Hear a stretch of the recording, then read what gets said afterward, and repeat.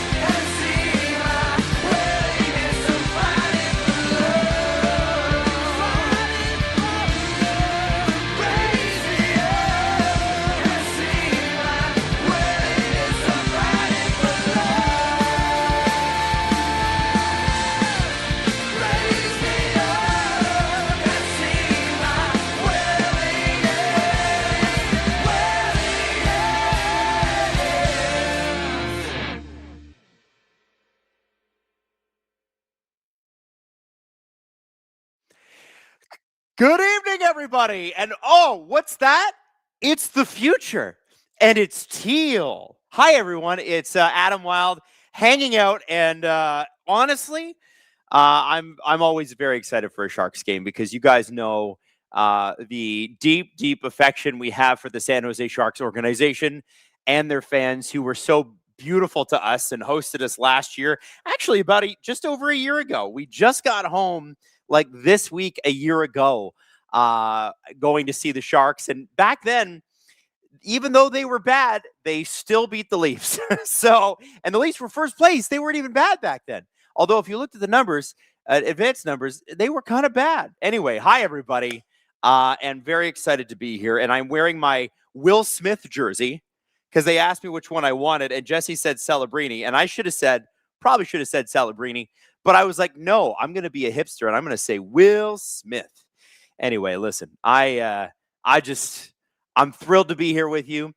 It is 10 o'clock on Thursday, which means for most people, tomorrow is a holiday, Good Friday. So if you celebrate, happy Easter and happy Good Friday. Do you even say happy Good Friday? I mean, it's Good Friday, right? You say happy, right? Or do you say happy Easter Monday and then is there not a Palm Sunday in there too? I am not a religious person, as you can tell, but I am very, very devoted to the Easter Bunny. And listen, I just want to say this. I am I'm not totally sure that we're all okay. Like, what are we doing here? It's the Thursday of a long weekend. For some people, it's 3 days. For others, it's 4. Why are we here? Why are we all here? Why are we all here doing this? But we're here doing this. And so here we are. And I'm kind of excited for the future for the Leafs because, listen, it's a lot better than keeping things the way that they were. And there's lots to talk about, and there's lots that I'm going to save for the podcast tomorrow. But let me just tell you this. Boy, we're going to have an exciting spring, not just here in Toronto, but obviously we got the playoffs. But it's going to be a lot of news, a lot of good stuff. So anyway, shout out to everybody that's here. Let's go. Habs Dynasty. Caulfield owns you, bud. I think he said it like 40 times. It's okay. We know he's good at hockey. Thumbs up.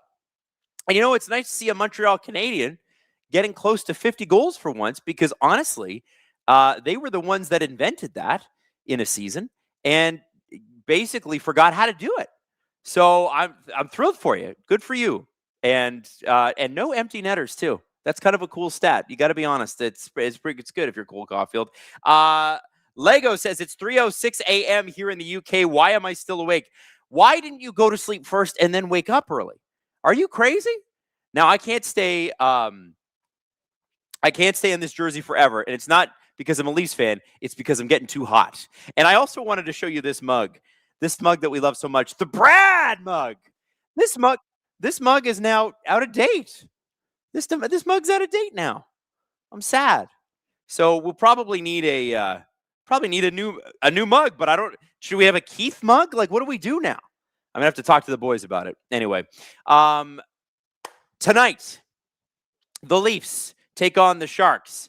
Do the Leafs need a win? No. Do the Sharks need a win? Yes. What will happen? We really don't know. We have no idea. We're not sure. So we're hoping, we're praying. Sharks are in that. They're in the back. They're on a back-to-back, Hayden? Oh, okay. All right. Well, there you go. So they're still in this. They're still very much in this. And by the way, what we're seeing on TV right now, that roadway walking to the arena, that's the road that Steve and Jesse and I used to use to literally walk to the arena when we were there. It's pretty cool.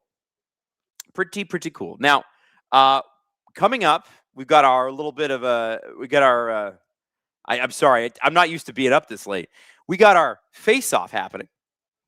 And here we go. Game is on. They barely showed the face-off. It was just Easton Cowan's butt. And the Leafs, by the way, last year were down like 5-3 here, if I remember correctly, and then kind of got back into the game and then ended up losing it in overtime. It was a big win for the Sharks. At the time, Toronto was doing just fine. They were winning the division. They didn't care. How much things have changed. Honestly, it's ridiculous.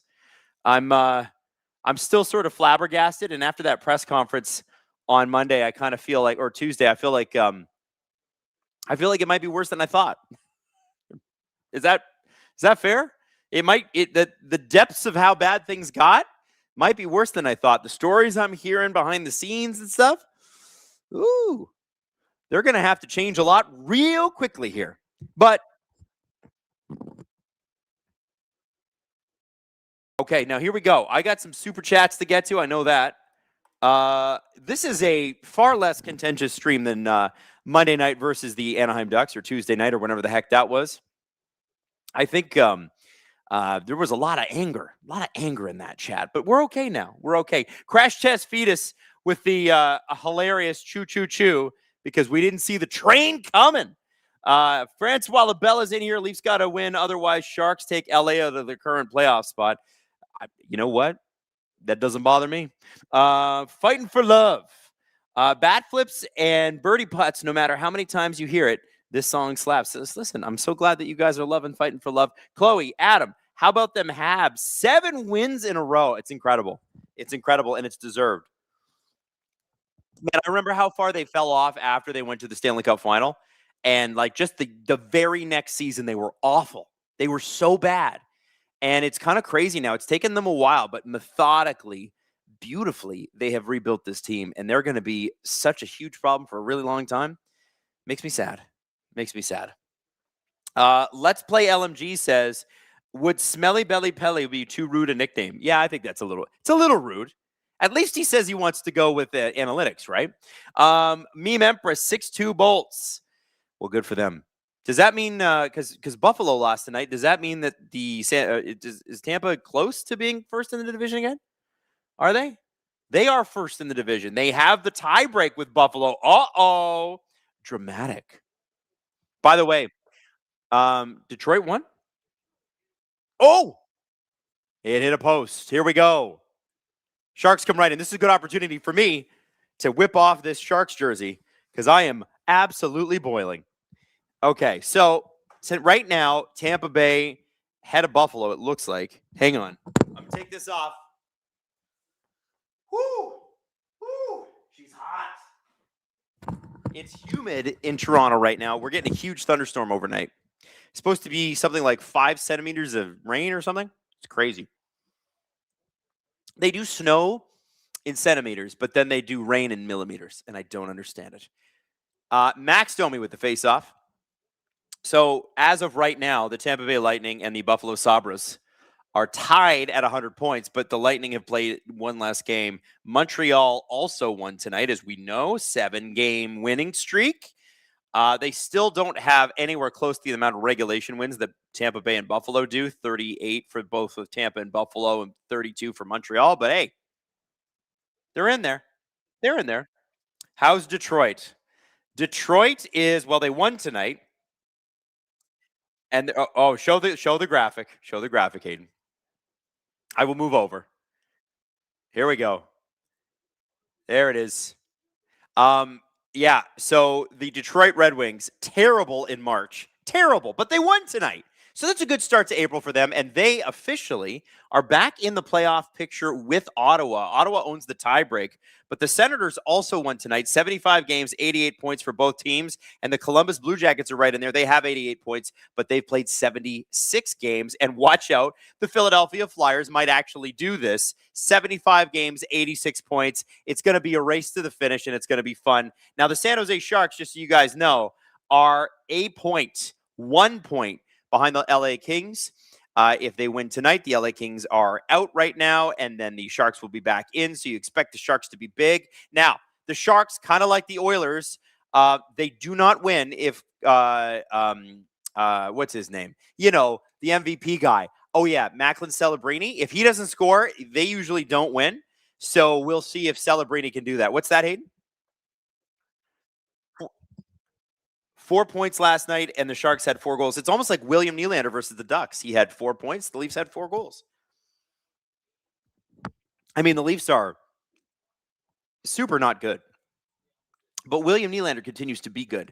Nashville Predators, by the way, still in there in that race, too. 74 games played, 77 points. That basically matches LA, only they're minus a point. And the Jets are somehow in this, 74 games and 76 points.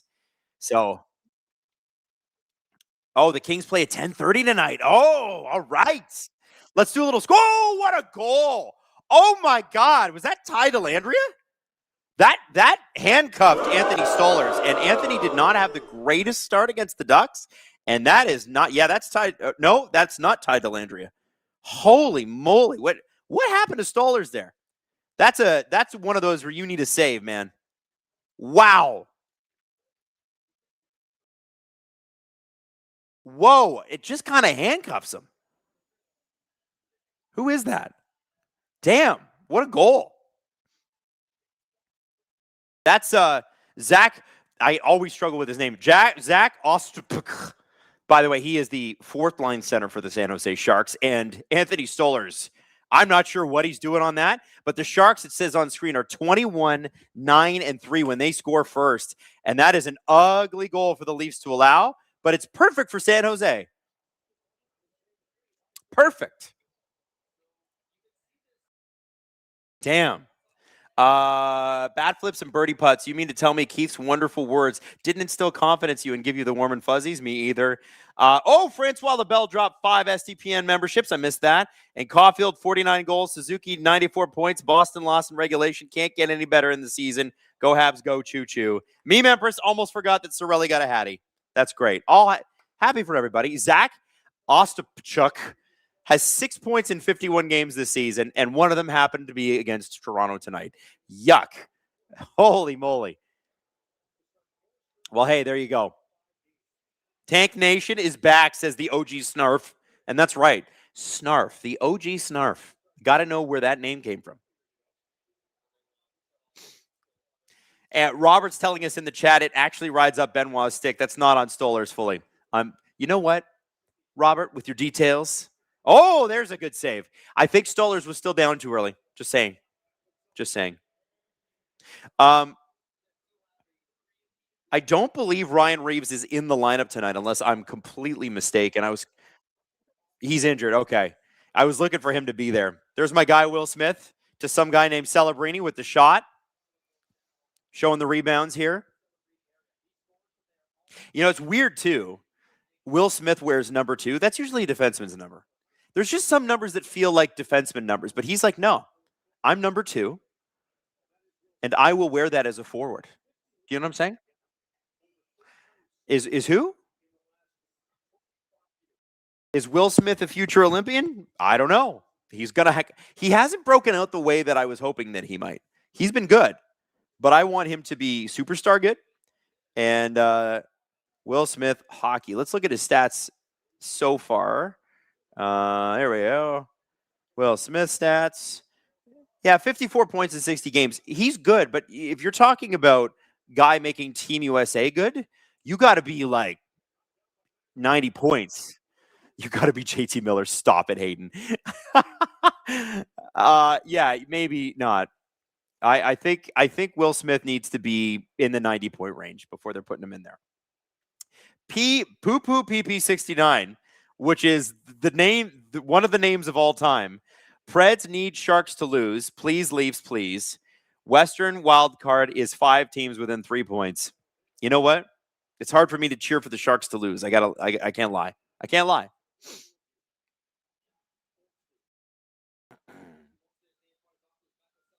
Mo Bailey says Will Smith hockey is his legal name, as it should be. Otherwise, it's the actor. Now, a couple of weeks from now, we're starting the playoffs. And if you like this time of night and you're like, hey, not enough is going on at 10 o'clock at night, good news. Hayden and I are going to be joining you for the Edmonton Oilers series. Now, we think it's going to be against Vegas, and it's going to start at 10 p.m. Eastern. So if you're a Western person, this is just a normal time, 7 o'clock for you. But we believe that it will be against Vegas unless the Ducks completely blow it, which honestly, the way they're playing could definitely happen. When we figure out who the Oilers are playing, we will let you know. But just be looking out for the Oilers games because it'll be me. Steve Dangle will be covering the Montreal Canadiens because the Montreal Canadiens own us, like that Habs 69 guy said. Hi, Hayden said, who would have thought the Habs would make the playoffs? Didn't see that train coming, did you? Anyway, that's going to be us. And Jesse is going to take featured games throughout the week. So he might do some early games, some late games. He's not going to necessarily follow a series. But when Steve and I are not on, Jesse will be. And he's also doing some Blue Jays. So you will basically find every night of the week live streams throughout the playoffs from SDPN, which I think is going to be cool. I'm pumped to see you all there. I hope that we get the chance to hang out as much as possible. And I am really looking forward to getting back to games that matter. Now, Jake McCabe for the Leafs has gone to the dressing room. So that's a bad sign. But you know what? If he's that hurt, just sit him. Who cares? Maybe it would force the Leafs to play William Villeneuve. Actually, no. They'll just probably put Troy Stetcher back in there. I think that I don't play call as much in games like this because the game just doesn't matter as much. So I figured I'd just like to hang out and talk to you guys for a little bit. Murray says, where's the game? I don't want to see you run your lips. Hey, Murray, I'm not going to tell you just because you were rude. Have to find it yourself. Doesn't look like you're very resourceful. Oh, Nylander gets the stick slashed out of his hands and a shot. Stollers with a great save. Meme Empress, Gergens has got his 100th career goal. Also, really need y'all to see Cooch's goal. It was belt to ass game. Teal Town, USA. What up, Teal Town? Who's covering the Sharks for the playoffs, maybe? Oh, don't worry. We'll cover them. We'll figure it out. We'll figure out a way. They got to make it first. Francois Lebel, if the Sharks lose in regulation, better chance of LA, better chance for the Leafs pick. Listen, that's true. If the Leafs get LA in the playoffs, that third rounder they flipped us for Scott Lawton becomes a second rounder, but I can't remember. I don't believe that's this year. I think it's next year, which kind of sucks. I'm not going to lie.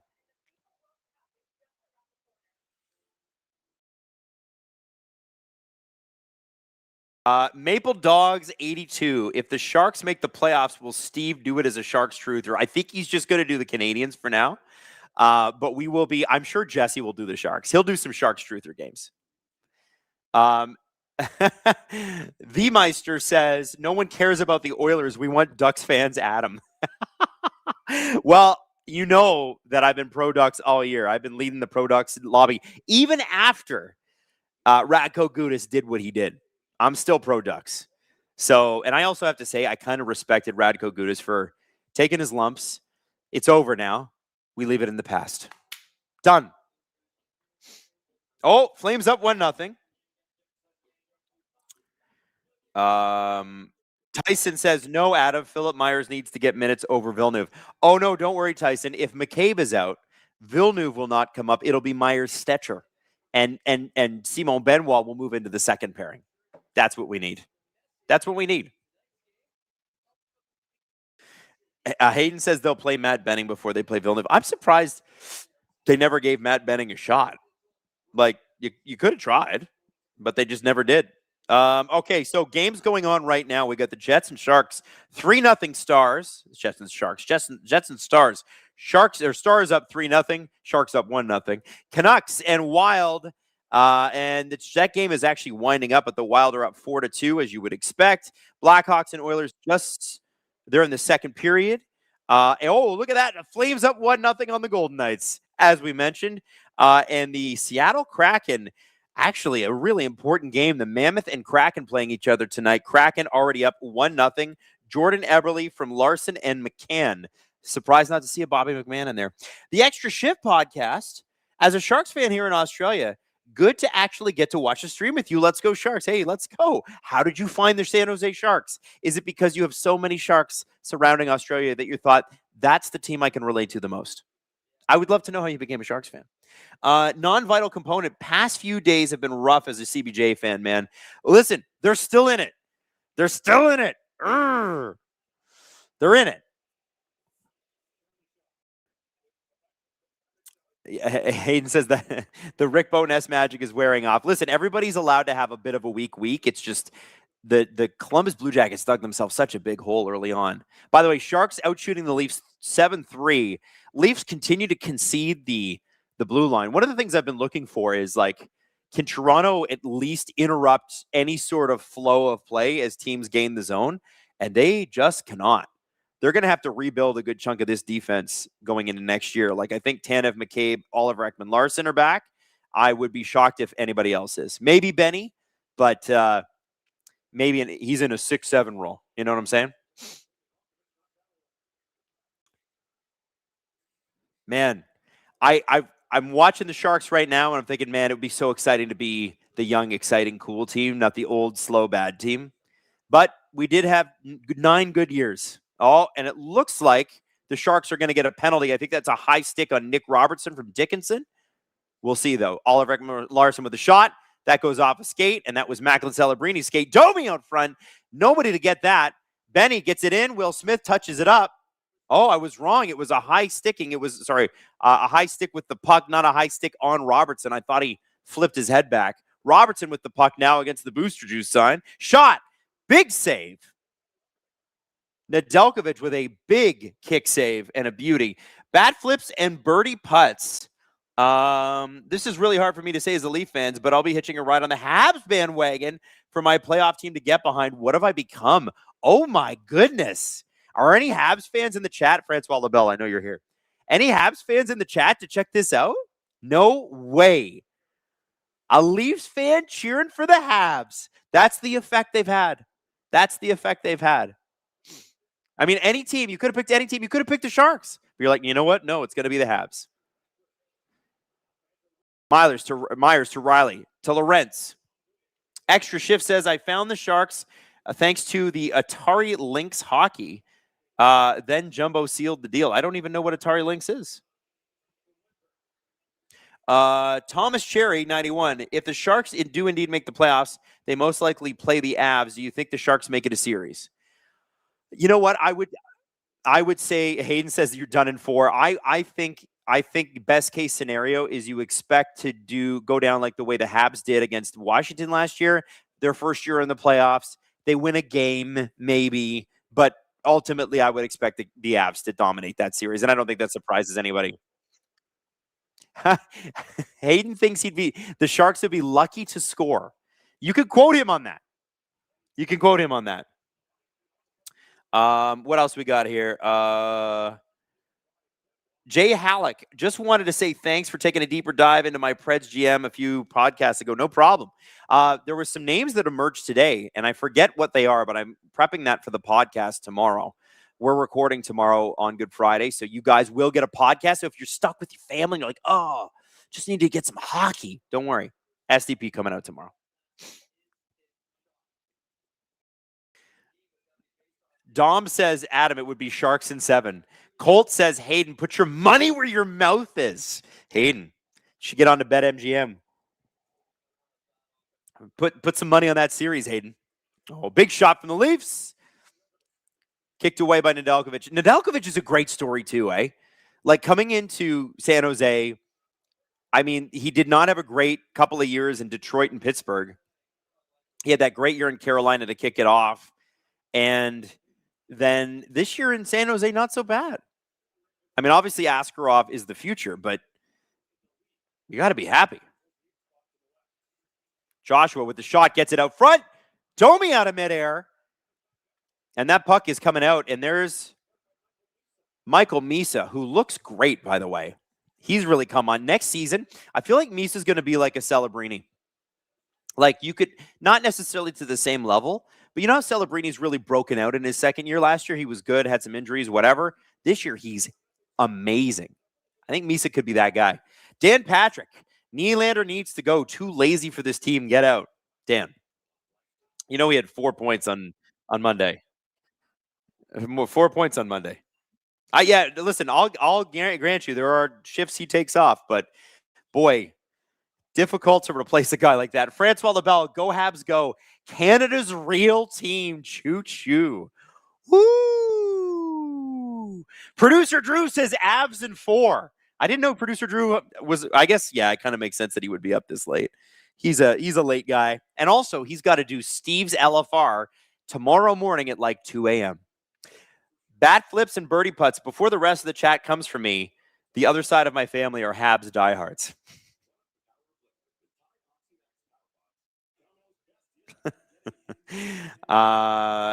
The man hand says, doesn't Celebrini live with Jumbo Joe? I don't actually know that, but he might have last year.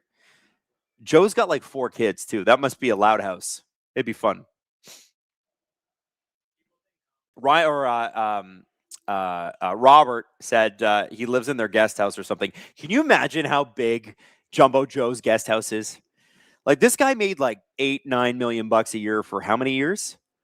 Jumbo Joe, like, what, do you make $100 million in his career? Maybe more? I bet his guest house is bigger than SDPN's building, which I'm sitting in right now. I bet it is.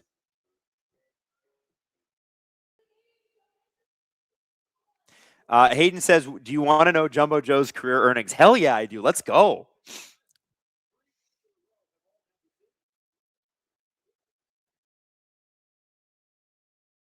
$112 million, and that's just in the NHL. Wow. So yeah, I think he's probably got a big house. And also, let's consider this. He did endorsements too, and still does. So Jumbo is just making money. Alex says, Adam, can we get a shot of those muscles? I don't have any. Oh, Orlov shot it. I think it went off the crossbar and in the crowd. There was a ding. Autumn Voyage says Avs goaltending will be their end. I wonder what producer Drew says about that. I thought it would be the Avs power play, which is still like next to last in the league. That would be their absolute end. It's so shocking how bad their power play has been. Here's what's hilarious about the Avs. So they're the best team in the league. They've got one of the worst power plays in the league, if not the worst. And I'm just looking it up right now. And then Hayden just gets in my ear and he's like, "Do you know that they allowed a shorthanded goal last night? They've allowed the most shorthanded goals of any team in the league. How many? 13 shorthanded goals, and the Leafs are charging here. Is that McKay back on the ice? Yes, it is. Thank goodness he's okay. Francois Lebel, I want the Habs and Avs for the Cup. Avs have to wear those Nordiques jersey. Choo-choo. That would be fun. Oh, here we go. We got a breakaway. Oh, and good save. And it was, it's the same guy, Ostapchuk, who has 6 points all season long, has a goal and a breakaway already. Crazy. By the way, the worst power play in the league does in fact belong to the Philadelphia Flyers. Congratulations to the Avs. They're 24th. That's horrible. That is not good enough for a team with Nathan McKinnon and Cale Makar. Girthy Bettman, bro, I need the Leafs to win tonight because Vegas is getting goalied by Wolf. Yeah, man, Dustin Wolf, once Calgary gets good, they're going to be a real pain in the ass because that goalie is next level good. We've almost forgotten because Calgary's so bad this year, but remember, they missed the playoffs by like a point last year. The Flames. Ugh. Bad team. 10-4 of the shots, by the way, for the San Jose Sharks. No surprise here. This is a better team. Madison said, Adam, Ostapchuk is doing well against the Leafs because he used to be a Sen, I believe. Well, that would make sense. It would also make sense if he was from the Toronto area and was just flexing in front of his family, which happens all the time. Adam Fantilli can be mid for 20 games. He comes to Toronto. He's like, I'm getting 4 goals. By the way, there's Joseph Wallover in the corner sitting by himself. One of the funny features about the San Jose rink is that your goalie can't sit on your bench. Well, San Jose's goalie can sit on its bench, not Toronto's. Sort of hilarious. Is the Bell Center the same? Yeah. Oh, here we go. Shot. Oh, Eklund had a good shot, but I believe Morgan Riley blocked that, and he gets a nice little thank you from Anthony Stolarz. Now, Anthony Stolarz, by the way, in the Monday night game, or Tuesday night, I can't remember what the hell it was, Leafs and Ducks. Ville Husso and Anthony Stolarz ran into each other at center ice. I don't know if you guys saw this, but Anthony Stolarz gave him a whack, and apparently what he told him was he saw that Husso had slashed Easton Cowan, and he said, if you do it again, I'm coming down to that side of the rink. I was like, God, I kind of love me some Anthony Stolarz, man. I love a guy like that. Let's go. You don't get a lot of Leafs who play like that. I think that's about to change, by the way, with whoever comes in to run this team. Max Domi carries the puck across the blue line. He's got McCabe. He's looking back. Finds Robertson. Colin Graff gets the puck off him. Back to McCabe at the point. And back down in the Leaf zone, it's Brandon Carlo. Dan Patrick says, Nylander to Calgary for Wolf, a second and a third. I don't think Calgary's giving up Dustin Wolf anytime soon. 5:26 left in the first period. Benoit interrupts a breakout at the blue line, but it doesn't matter. Out come the Sharks again. Leafs give up the blue line. It's Toffoli. That's Robert Malloy's favorite player, by the way. You know Robert's going to be cheering for him scoring tonight. Out comes Simon Benoit to the red line. Corrigan says, prediction for shots for Toronto tonight. More than 13? Maybe. A shot attempts, they just flashed on the screen. 22-11 to San Jose right now. Shots are 10-4. I think they can do more than 13. I don't know that they're going to get much more than about 18 or 19, though, unless they decide to just dominate. But I think this game is just far too important to the Sharks for them not to show up. Steeson Schiller, what's up, Steeson? Stoley walks his talk. I need to have my boys back equals I will fight for Easton Cowan. He does. And you know what? Everybody is in a real hurry to trade one of our 3 goalies, Stollers, Wall, and Hildeby. And it's funny because on the open market, Stollers is not worth a lot because he just signed that extension and he's been injured a lot. Joseph Woll's not worth a ton either. Goalies never get traded for much.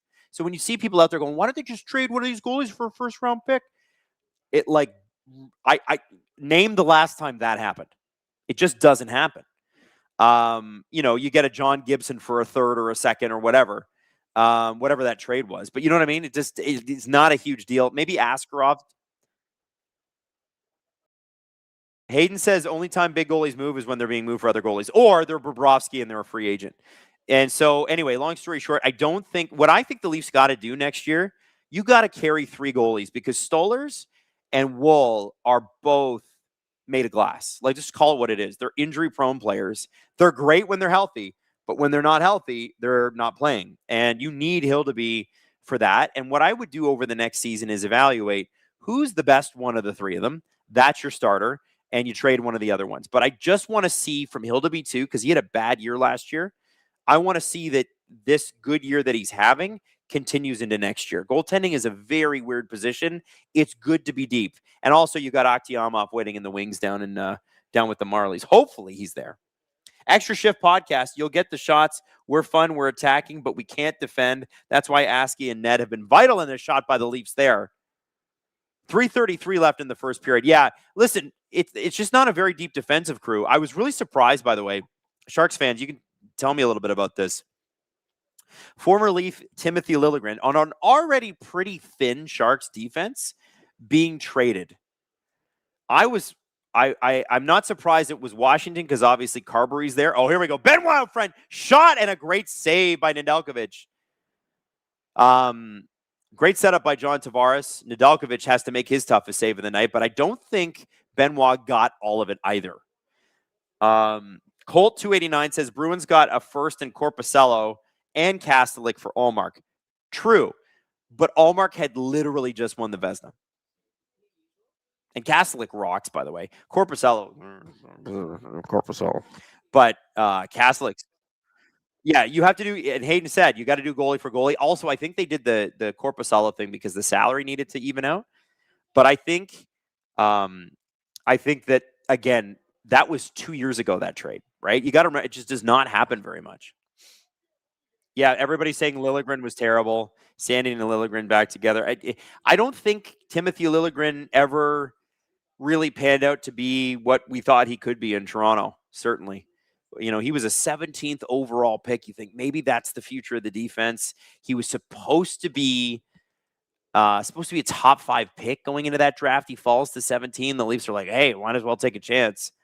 It just never really worked. And he doesn't have the bite to his game too. Like, if you're going to be mid but a good puck mover, be a little mean. But I just don't know. I don't think he's got that. I don't think he's got the thing. Dolan says Lily can just not defend. Yeah, that's also true. But advanced stats guys love his puck moving. I do not get it. I don't get it with him at all. But I think if you've got Spencer Carberry, who had him here in Toronto, he's with his buddy Rasmus Sandin. He's a free agent this year.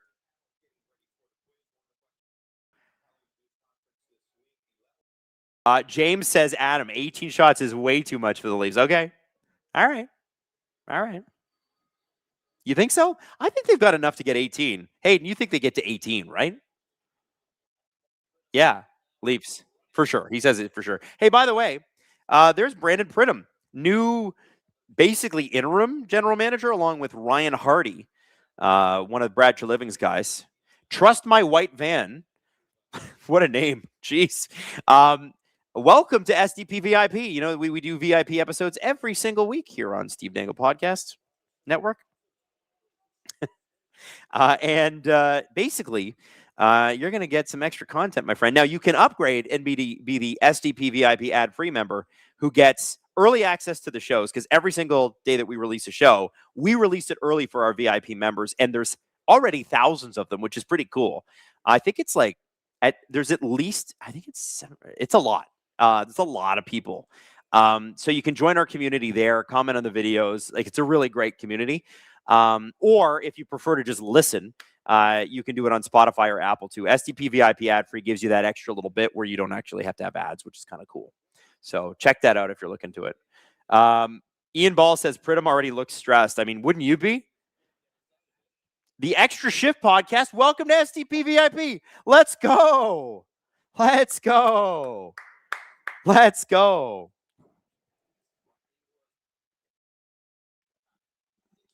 Brandon. Oh yeah. Hayden said, makes a good point. We should modify the Brad mug so it says Brandon, as in Brandon Pridham. Dan Patrick, McMahon has more goals than Nylander and Matthews. Right, like this season? Hayden, can you check that? Because that's a hilarious stat that I might have to use on the podcast, and they score. It's Colin Graff, my other favorite Shark. When I was in San Jose, this kid was just sort of making his way into the league, graduating out of the Barracuda. And I was like, man, that 51 is really good. And the guy who was our liaison with the Sharks, Ryan Ellis, was like, not the hockey player Ryan Ellis. His name was Ryan Ellis. Hilarious. Anyway, Ryan was like, yeah, it's Colin Graff. He's great. So he got me an autographed Colin Graff puck, which I think it's here somewhere. It's probably in my closet with all my jerseys. That is so insane, by the way, about Bobby McMahon. It's not true? Okay, so Bobby McMahon does not have more goals than... Yeah. Oh, okay, Matthews has 27 goals this year, and McMahon's got 26. But it's entirely possible he passes him. What about Willie? How many goals does he have?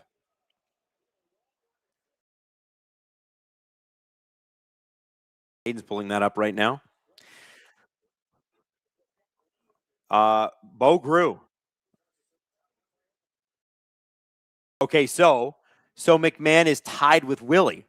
Oh, Benoit's going to get a penalty there. If he doesn't, he's lucky. That looked like tripping. Sharks fans are booing. I kind of thought it was going to be that.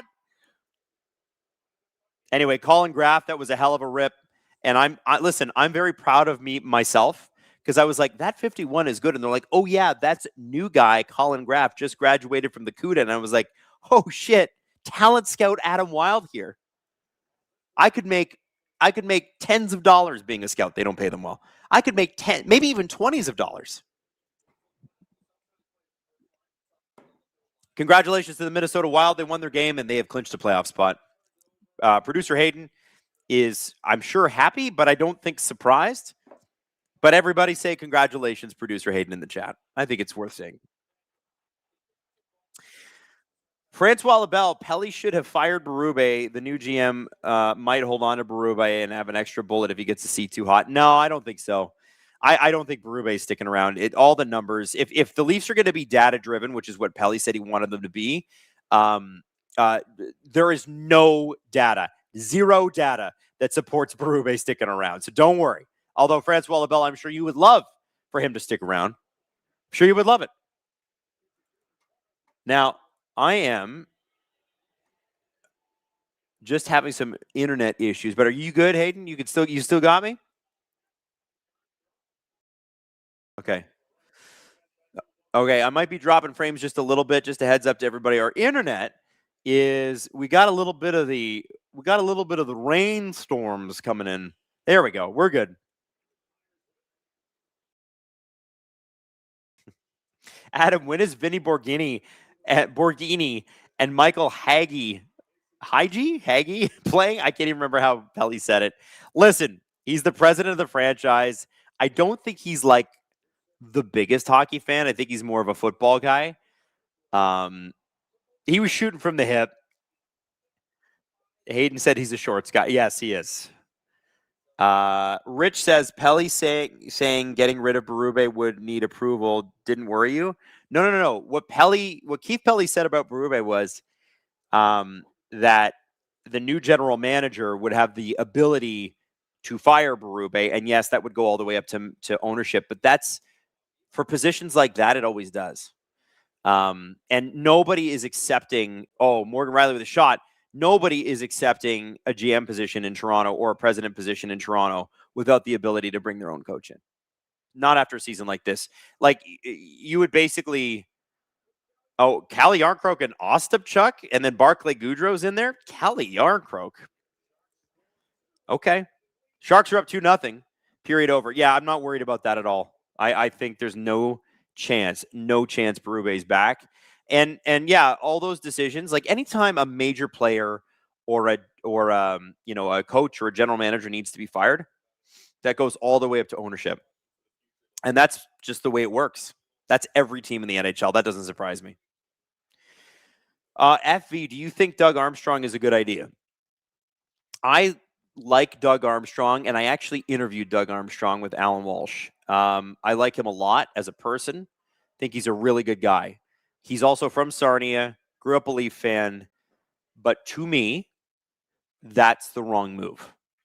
I want the Leafs to go young again. I want somebody like a Sonny Mehta, who's the assistant general manager in Florida. Okay, you can't get Jim Nill. Can you get one of his AGMs? That's the kind of thing I think they ought to be looking for. And then, you could bring in Doug Armstrong as like a president.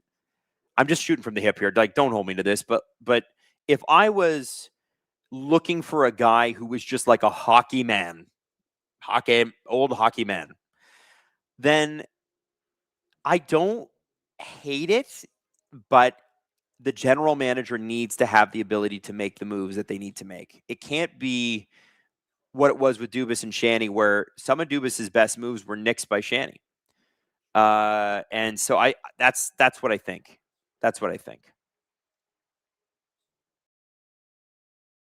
Dakota Perrin, go Pete Chiarelli. Come on for the memes and fun. There is no chance that they're going to put Chiarelli in this market. Do you know, like, Chiarelli could bring us Connor McDavid and people would still be like, this Chiarelli guy sucks. Like, there's just no way. Pete Chiarelli needs to go to a market where the fans are a little bit more forgiving and probably in a better mood. I'm not saying Pete Chiarelli's a dumb guy. He did not have a good run in Edmonton. We all know that. But I just, Brandon Ader said, I went from being clueless about hockey to being informed, having an informed conversation about it at work today, just from casually listening to SDPN. Brandon Ader. Brandon. We're thrilled for you, buddy. That's great, man. Hockey's a great sport. There is no limit to the conversations you can have. It's such an intricate, weird game, and it's chaotic, and you can't predict it. It's amazing. Bat flips and birdie putts. To learn more about this ownership group, how this group operates, check out the book Rogers v. Rogers, right, Steve? I don't think that book tells you how this ownership group operates. It tells you a little bit about Ed Rogers, but I don't know if it's going to tell you how they'll run Maple Leaf Sports and Entertainment. You know what I mean? Hayden, what are we doing for an intermission here? Oh, okay. So by the way, they're showing right now. Steve and Jesse and I ate there. They were showing San Jose. I was like, wow, that was fun memories. Okay. So we're going to do a little nailing the apex. We're going to do a little Formula One in this intermission. Max Verstappen leaving Formula One, the biggest star. Imagine Connor McDavid or Sidney Crosby said, you know what? I can't do this anymore. I hate your rule changes. I'm leaving the sport. That's what Formula One might be facing. Check it out. One person who's not having a good time is Max Verstappen. He found himself eliminated after Q2 and obviously made his way up through the field as soon as the race started. It doesn't matter what happens in qualifying. Max will find a way during a race. But Tim, the car's just not there. Mm-hmm. It seems anyway. Mm-hmm. The other thing I think is that he doesn't love what's happening in Formula One right now. I don't think he's made that much of a secret. And there are conversations today where he's alluding to the fact that he's considering his future in Formula One. And so I wanted to ask you, is that sort of heat of the moment type of stuff from Max? As in, I'm really frustrated. The car has been really inconsistent the last few years. I know I'm the greatest driver on this grid, so I'm frustrated by this. So I'm going to say something, and maybe I don't fully mean it when, after I've slept on it. But right now, I'm really pissed, and this is how I feel. I think he means it when he says that. Yeah, when he says that, he wants to evaluate what he wants his life sort of to be moving forward. Mm-hmm. I think doing the NLS 2 races, we've mentioned this on the show. That's a different atmosphere. That paddock is a different atmosphere than what it is in Formula One. Mm-hmm. And then the racing as well.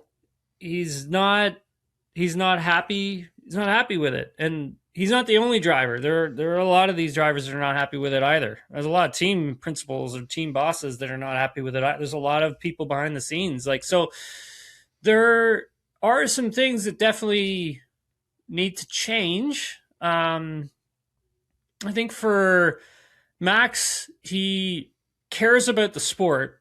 He loves Formula One.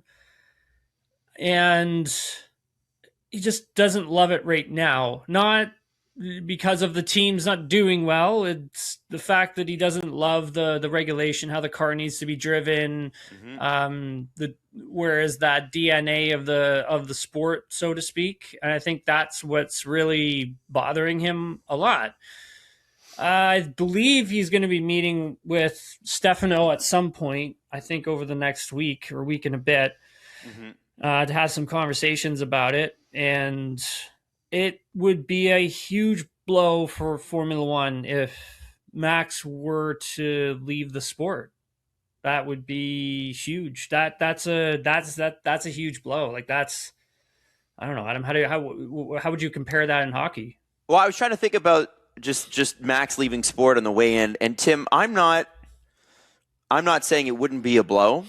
But Formula One has survived every driver leaving thus far in its entire history, right? And Max is at the pinnacle of his race skill, no question. It would be one of those things that when we go back, we'd look and go, man, what if he just stuck with it? How many more championships would he have? Those are the conversations we're going to have. It's sort of like when Michael Jordan left basketball for a couple of years and tried to be a baseball player after his father passed, and there are various conspiracy theories as to why that happened. Max is the most marketable. I think MJ and Max at this point in their career, multiple-time champions. I don't think you could get a better comparable than that. But the NBA moved on without Michael Jordan, and Formula One would move on without Max. I think for Max, my question the NBA is... the same? This is what I'm getting at. Yeah, I was a Jordan fan, right? When you're right. Jordan, bigger piece of the pie for Max in terms of marketability, right? When Jordan left, right? When Jordan left the NBA, and I'm a big basketball fan. Yeah. That was huge, man. For me as a kid, I kind of stopped watching until Raptors came along. Mm-hmm. Toronto got a team, and then I started to get... As a kid, I was probably 9 or 10 years old, started to get reinvested in basketball, right? Started watching, only because now if the Toronto Raptors hadn't become a team in the NBA, I probably wouldn't have been back to basketball until MJ came back. And then when MJ left, when he retired, I would have kept watching because of Steve Nash and Nowitzki. But I wouldn't have had the investment as I did when I was a kid. But when Michael came back to play with the Wizards, I was already invested though in the Raptors, but I was invested in Wizards games as well, Adam, because it's Michael Jordan. Because it's Michael Jordan. So then my question to you is, yes, it will hurt the sport, no question. I'm wondering when they have a meeting, Max and Stefano Domenicali, what kind of leverage does Max hear to effectuate change? That's the question, right? It's what kind of change can they make that will not only, I think, satisfy him, but some of the other drivers too, right? We heard Carlos Sainz at the end of this race. He didn't sugarcoat what he said. So, you've got, and he's one of the heads of the GPDA, like science is. And so I think they really need to start listening to the drivers and what the drivers have to say. There was a drivers meeting on, I think it was Friday night, and in Japan, and I'm not sure if the drivers felt like they were heard. Mm-hmm. And their okay, concerns. so they felt they walked away from it unsatisfied. Yeah, because I think they feel like they're just not being heard. That's not the first time. Like, I've been told this by sources behind the scenes, but that's not the first time I've heard that in the last 3 weeks. Like, the drivers are trying to have open, honest conversations, and I think they don't feel like they're being listened to, and it's more the teams and the OEMs that are being listened to over the drivers. But the drivers are the ones that the fans pay to show up to watch. Yep. So motorsports is interesting in that way, right? Mm-hmm. Where you need to have the finances coming in, mm-hmm. so you can put the product out onto the track, so you can gain some finances from your, all of your partners.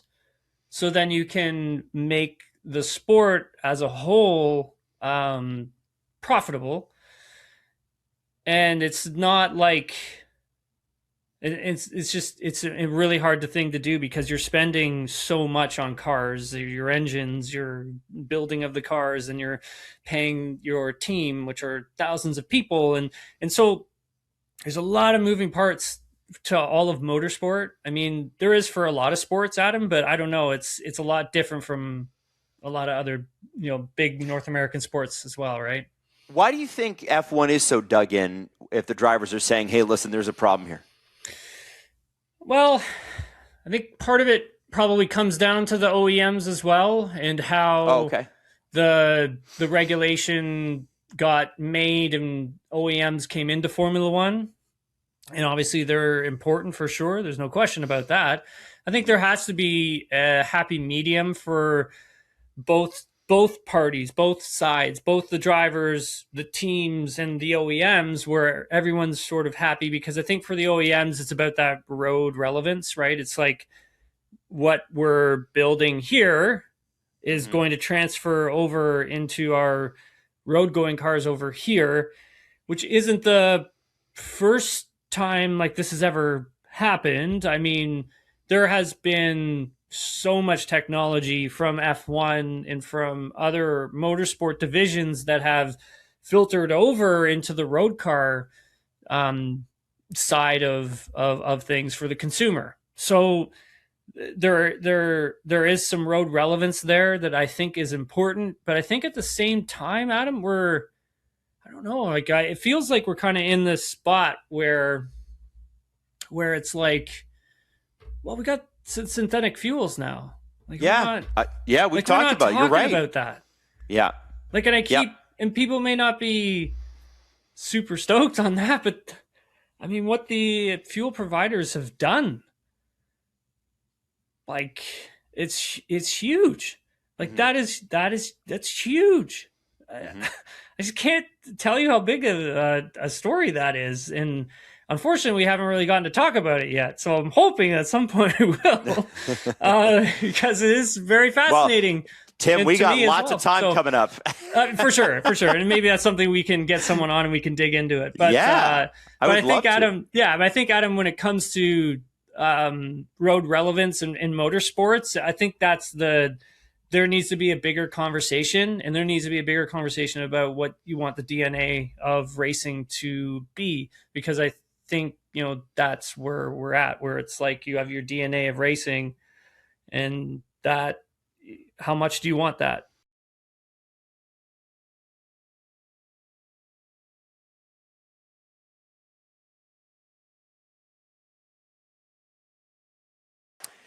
Hayden was just showing me some burnt peanut clips. Who's into that? I think he's great. I don't get to watch him very much, but I think he's great. That guy, what a crazy experience watching that guy. And Hayden's girlfriend hates him, but Hayden has him on in the house all the time. So, it's a, like, there's something about some of these streamers, man, where I'm like, how do you even come up with that concept, and who finds you? Like, how do you even build your following? You know, it's crazy. Anyway, nice to be back. Let's run through the scoreboard, shall we? Let's run through the scoreboard. Let's check in. Chicago Blackhawks down 2-0 to the Edmonton Oilers, and oh my God, the Oilers are kicking their ass. It's 27-12 are the shots. Ew. The Flames getting outshot by the Golden Knights, but up 1-0 because Dustin Wolf is the man. Morgan Frost with the goal there. Leafs obviously losing 2-0 to Sharks. Boo, hiss. But I mean, the tank is on because the Florida Panthers won tonight. So the Leafs could get back into that bottom 5 position quicker than you think. The Kraken, by the way, up 2-1 on a very important game with the Mammoth. Bobby McManamith, he got his 27th goal tonight. He is just unreal. He has passed William Nylander in goals this season, and he is now officially tied with Austin Matthews. Bobby McMahon and Austin Matthews. It's been a time. It's been a time. But yes, no, Brad Treliving could not get a first-round pick or even 2 seconds for him. Predators already up 2-0 over the Kings, and the game basically just started. Zachary LaRue, who is a noted Alan Walsh client, and Philip Forsberg with the goals there. Sabres and Senators battle to a 4-1 game. Matthias Samuelsson was the only goal for the Sabres. The Sens needed a big game because Brady Tkachuk had his dad on a podcast, and his dad shit-talked Linus Ullmark, and neither of them would talk to the media before the game. Drama! The Lightning, 6-3 over the Penguins tonight. Not a great time for the Penguins to lose a game, but I think they're going to be A-okay because, none of the guys that are in their division really played tonight, although tomorrow's a different story. Panthers up 2-1, or won the game 2-1 over the Bruins, as I mentioned earlier. The Bruins losing in regulation. Habs fans are going to love that.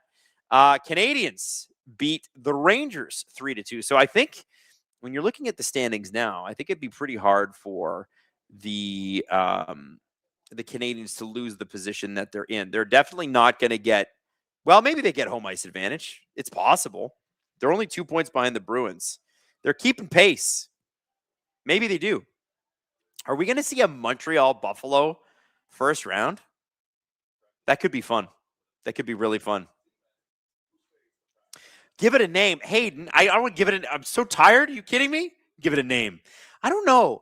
Because it would have to be, what would that be? Like, I'm not really sure. Yeah, chat. Give that series a name. Red Wings and Flyers play tonight. The Wings beat the Flyers 4-2. Despite the Flyers absolutely outshooting the Wings, and that's a huge win for the Wings. Like, they are right back in that playoff chase. The Ottawa Senators obviously just ahead of them. Not that they have any more points, but they've got the tiebreaker over Detroit. Blue Jackets lost 5-1 to the Hurricanes. They only got 10 shots on goal.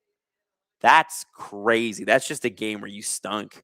Devils beat up on the Capitals. No one cares because it's a game and no one cares. The Wylde clinched the playoff spot, but it looks like the Dallas Stars are going to run away with second place in the division because our good friend, the Dallas Stars, are just real good, and they beat the Jets. But the Jets, that's actually, like, if this was a month ago, I'd have been like, who cares? It's the Jets. The Jets are actually in the playoff race, fighting with a team like San Jose. Oh, they're showing the Bobrovsky-Nedeljkovic goalie fight from earlier this season. That's a good fight. Also, Bobrovsky's kind of cheap on that. If you're going to get into a goalie fight, the helmet's got to come off. Like, Bobrovsky didn't even take his helmet off. He came in with all the momentum, too. That's true. But you know what? That's his right. You can do that. It's not about being completely fair. Sloopins 982. I asked Will from Souching today, and he agrees that if Boston uses their own pick and ours to draft the Ruck twins, the hockey gods will, in fact, turn them into the Sedins to haunt our fan base forever. Well, listen, it wouldn't be a total Leafs humiliation without Boston getting better because of the Leafs and their own stupidity. Man, This Brad Treliving tenure is going to be looked back on as a total disaster. It's crazy. There were some good acquisitions. Like, I really liked Stollers. That was Brad. I really liked OEL. That was Brad. I really liked Tanev. That was Brad. But he's lost a lot of trades, which is probably why he stopped making them.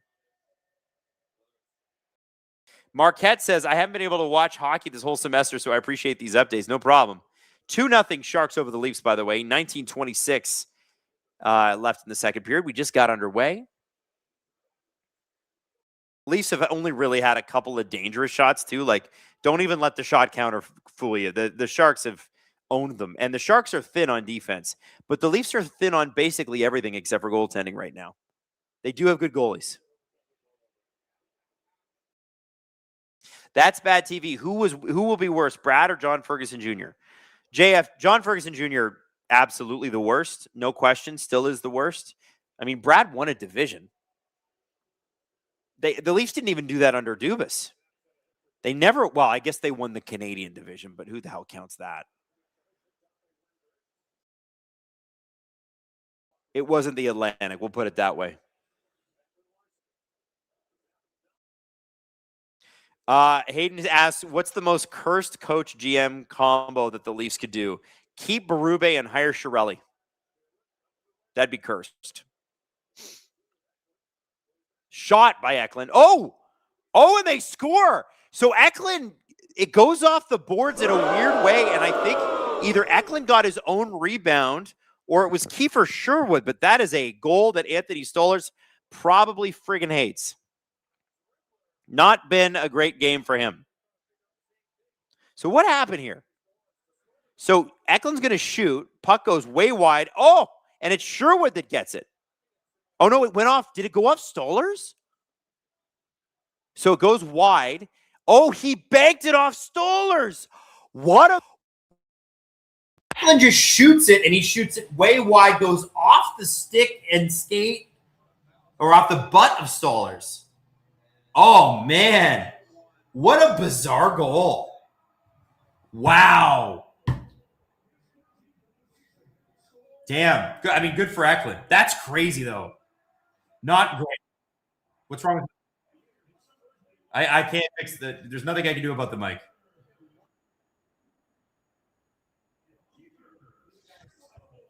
Do I sound okay now? There was a pop? All right, I'll unpop it. All right, here we go. How do I sound? I sound okay? Okay. All right. Well, we're doing our best here. That's Aston Rice says, goal so insane it messed up Adam's family mic. It's not a family mic, it's an SDPN mic, because this is SDPN. They're still saying it's shit, huh? Really? All right. Not what it was. Okay. Well, hang on. Hayden, I'm going to have to log out, and I'll come back in.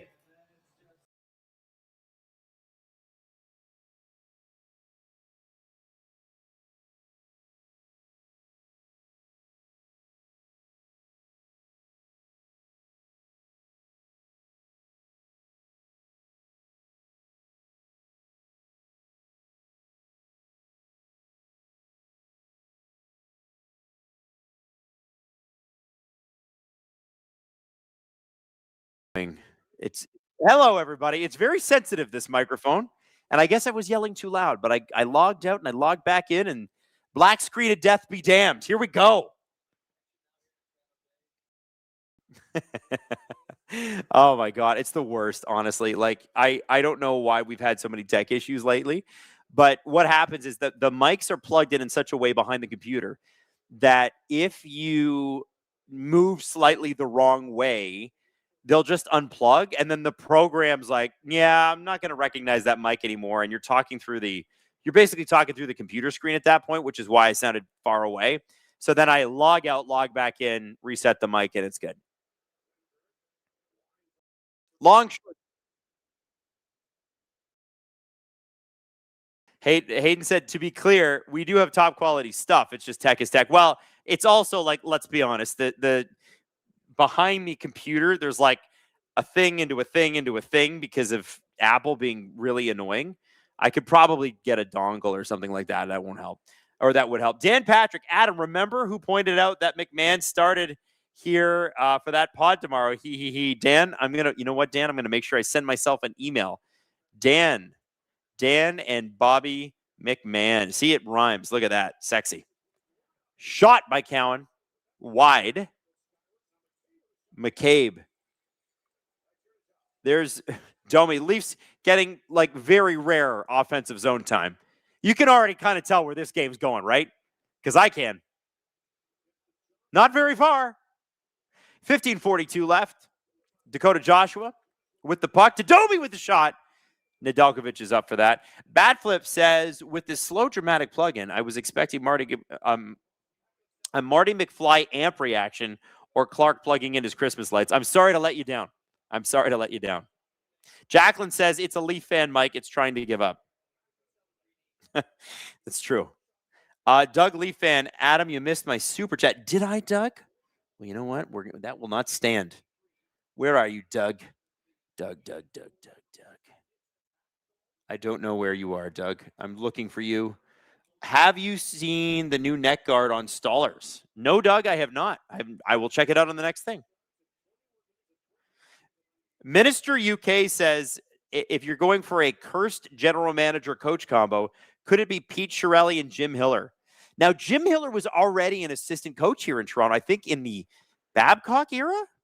So, yeah, apparently not a well-liked guy by the players. And, like, most coaches aren't, like, well-liked by players. It's their boss. He's telling them what to do. Oh, Tavares with the shot. Nedeljkovic with another great save. But in the way that it's, like, it's not productive, you know?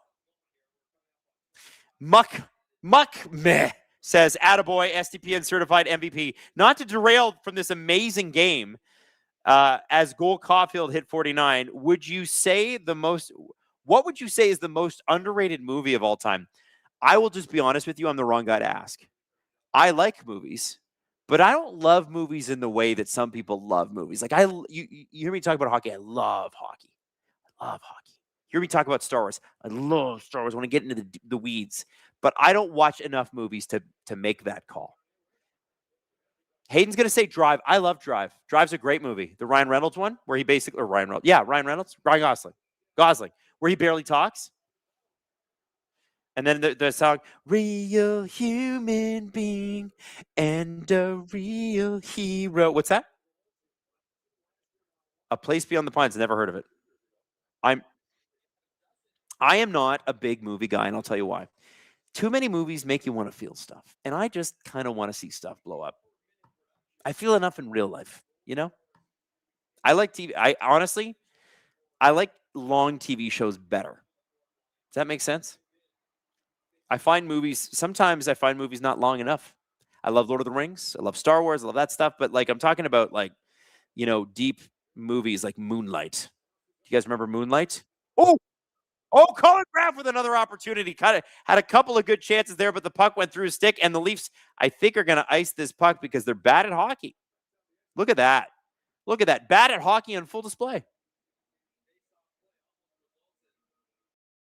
Bobby said, Adam, on the bright side, this helps the Sharks' chances of making the playoffs if they win this. That's true, and it helps the Leafs' chances of tanking because the Panthers won today. And, like, listen, this is a big deal. Let's look at the NHL standings real quick here. Well, we got some time. The Leafs need to fall a little bit here. Believe it or not, Toronto is ahead of the San Jose Sharks today. Toronto, the Maple Leafs, are ahead of the Sharks right now in the standings. One more time, the Toronto Maple Leafs are ahead of the San Jose Sharks in the standings. You know who else they're ahead of? The Nashville Predators. You know who else they're ahead of? The Seattle Kraken and Winnipeg Jets, who are all in the playoff race. Come on. Oh, we're going to have a face-up. Oh, it looks like there is a penalty coming. Misa going to the box for interference. And, yeah, that's interference all day on Steven Lorentz. Now, if you are a Sharks fan, you needn't worry. The Leafs power play is stinky and stinky-like. It's just awful. So you'll probably get a shorthanded goal here. Steven Lorentz getting that skate blade changed. Tavares, Nyes, Nylander, Cowan. Good to see Cowan out there on the top line. Nylander's going to come in. Shot over. Oh, and the Leafs had a beautiful opportunity. Matthew Nyes had his stick tied up, and a great setup by William Nylander. The Leafs have the 21st best power play in the league. Yeah, it is a terrible call. For all the Sharks fans who are upset right now, I get it. But, don't worry too much, honestly. It's us. Oh, here we go. Tavares. And that shot goes off a leg. Oh, Morgan Riley, we got a 2-on-1. What'd I tell you guys? What'd I tell you? Oh, Morgan Riley broke that play up, but it was looking dangerous there for a second. Nylander to Tavares. Hey, the puck's moving around a little bit. The game's just gotten a little more exciting. I'm not so sure it's the kind of exciting that Coach Berube would want, but here we go. We got another 2-on-1, the second one in less than a minute. Wenberg over, and that's a big save by Anthony Stolarz. Matthew Nyes with a big lead pass to William Nylander. He waits for somebody to get to him. It's going to be Cowan to Tavares. Shot, scores, and what a goal by John Tavares from Easton Cowan and William Nylander. Real heads-up play, too, by a guy who will not get an assist on this play, Matthew Nyes. It was a 2-on-1, for the San Jose Sharks. Great save by Anthony Stolarz. Matthew Nyes with a great headman pass. Look at this. Great save by Stolarz with the glove. Nyes looks up the ice, finds William Nylander at the blue line. Cowan gains over to Tavares, who puts it, top cheddar over the blocker. Sexual.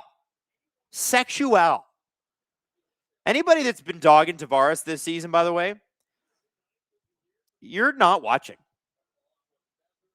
Johnny rocks, okay? He is definitely going to be the third line center when this team gets good again. But John Tavares never stops being John Tavares. You just can't hate. He's got a goal, one more goal, and he's going to have another 30-goal season. Mixed Heart Production. Score on even strength. We're not buying it. I don't think you need to buy it. It's the Leafs. I would not buy. Sloopins with a really good question. How would you handle the Tkachuk pod thing if you were the Ottawa Senators management? And do you think Tkachuk for Robertson deal would be a decent 1-for-1? Well, I don't think. So first off, let me tell you, there's very little Senators management can do. Because if the Senators miss the playoffs this year, I am personally pretty sure that there could be a trade request coming. That's my belief. And I've not heard anything that's like, Dakota Joshua, you're going to the box. You're going to the box, Dakota Joshua. That was a heck of a trip. I think Brady could be asking for a trade as early as this summer if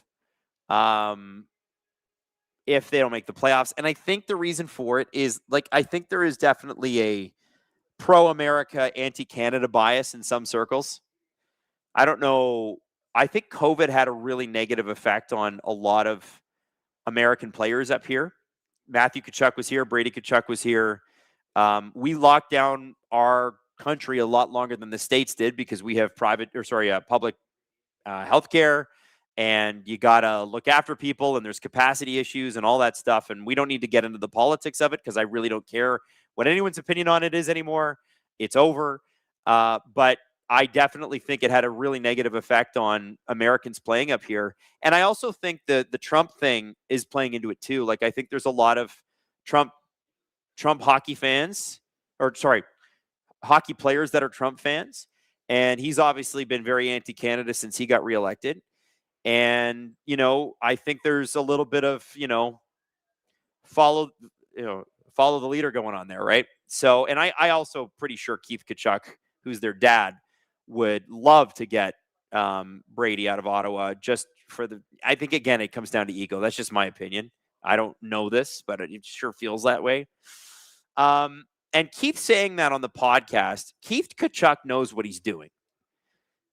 He's not an idiot. I don't know if you guys remember this, but when the Panthers came through Toronto in the spring of 2023, Keith Tkachuk did an interview on TSN 1050 where he called the Panthers soft. And if you remember that year, the Panthers barely made the playoffs, snuck in in the 8th spot, and they played Boston, who had set a record for points in a season, and they beat them in 7. And then they came and they kicked the Leafs' ass in the second round.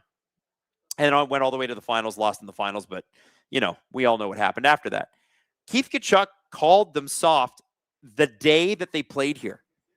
He called the Panthers soft on Toronto radio in Toronto. The Tkachuks are not afraid to use their dad to kind of get what they want. And I think that was Keith probably saying, like, yo, Linus, that's soft as shit. That's Keith's opinion. And I think, if I was Sens management, I don't know what you can do, because, you can bring the guy in and go, what the fuck, man? But he might be on his way out anyway. And I don't know that he is. I'm just saying that I think with Senators management, you're sort of in a rock and a hard place situation. I think if you're Senators management, you got to figure out how to deal with Linus. I think, whether or not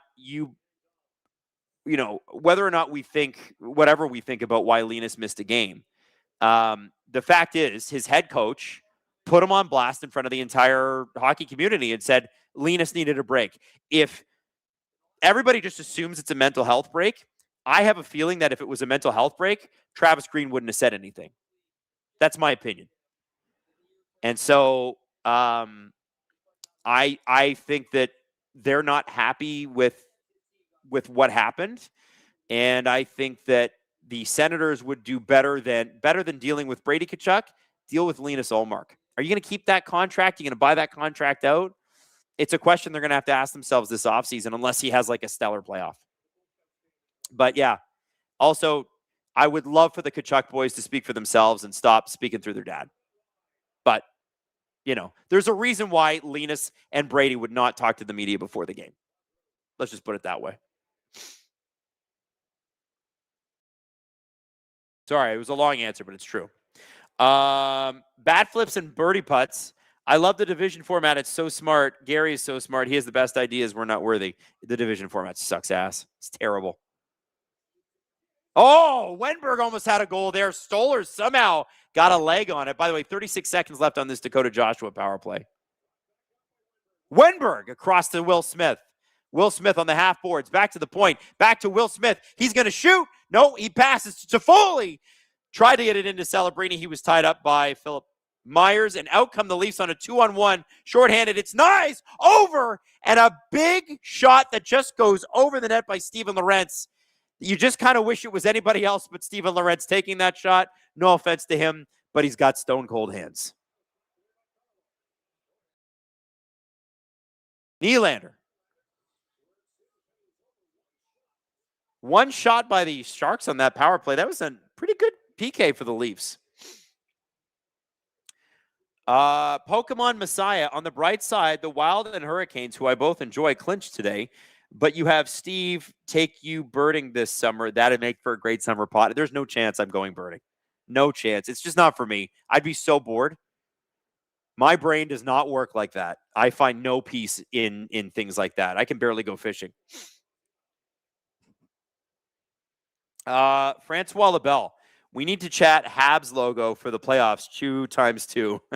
Sloopins says, Hockey Dad Wars, Keith Tkachuk versus Paul Marner. I think Keith might win that one. Punk Jock, welcome to STP VIP. You get an extra episode of Steve Dangle Podcast every single week. And if you want to upgrade to the $6.99 per month tier, you get STP VIP ad-free, which means you get every Steve Dangle Podcast and VIP completely ad-free forever. All VIPs are ad-free, but VIP ad-free makes every episode ad-free. Yeah, and you get it early, too. Sorry, my nose is a bit itchy. I'm sorry, I keep scratching it. 9:22 left in the second period. Shots are 17-8 for the San Jose Sharks. They have been pretty dominant all game. The Leafs did get one back here a few minutes ago, but otherwise not great on the offensive opportunities as they ice the puck again. Welcome to my life. The Leafs icing pucks. Meg said, thoughts on the Savannah Bananas Star Wars collabs in the new Mando movie. You probably have more fun going to a game like that, you'd think. I don't know about it. I did not know the Savannah Bananas and Star Wars have collaborated. Wait, the Savannah Bananas are in the new Star Wars movie? Really? Chris Cahill. Brady did say after the game that when his father was talking about the amount of injured players on Florida has, it wasn't so much at Linus. Yeah, I don't believe that. That's such bullshit. I mean, yeah, like you listen, people are allowed to lie. Like none of these players have to or coaches have to tell us the truth. Yeah, he's not in court. He's not attaching his name to any legal documents. He's talking about Florida players who are injured. No, he's not. You Keith Tkachuk. How many cups does Keith Tkachuk have? So you want to tell me he's got 0 cups. He did not win a cup. Keith Tkachuk not. So Keith Tkachuk didn't win a cup. So you're going to have me believe that Brady Tkachuk's dad called out a 2-time Stanley Cup winning, 3-time Stanley Cup appearing team for being injured. You want me, and I'm not saying it's you personally. Brady wants me to believe that? Bullshit. Bullshit. Absolute crap. Crash Test Fetus. It's extra spicy if you consider Keith is director of recruitment and asks Brady when his contract is up during the same episode. Director of recruitment for who? And he asked Brady when his contract is up the same episode. Hey, listen, the Ottawa Senators made Brady a generationally rich person who's already come from a generationally rich family. Brady owes a lot to the city of Ottawa. And I know that organization's been an absolute tire fire until recently. I think with Andlauer there, they're definitely on the right track. But I'm not a big fan of treating an org like that's been with you. Like people complain about Matthews or whatever. Oh, he's not as good as he used to be. Does he want to leave? Blah, blah, blah, blah. Austin Matthews has never said fucking boo about anything in this city. The only time he ever got mad at the fans is when Reeves fought someone and the fans didn't like it as much as he thought they should have. Like, and William Nylander, all he says is, I want to be a Toronto Maple Leaf. The only way I would leave is if they rebuilt because I would get traded anyway. Like, I'm just saying. Oh, so Keith Tkachuk is the St. Louis director of recruiting. That's hilarious. So he works for the Blues. That's literally almost tampering. Tampering happens all the time. Who cares?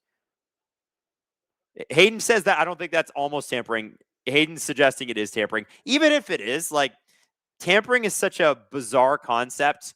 And it's clear on paper, but then in real life, applying it is very difficult. And so I don't think the NHL is going to do anything.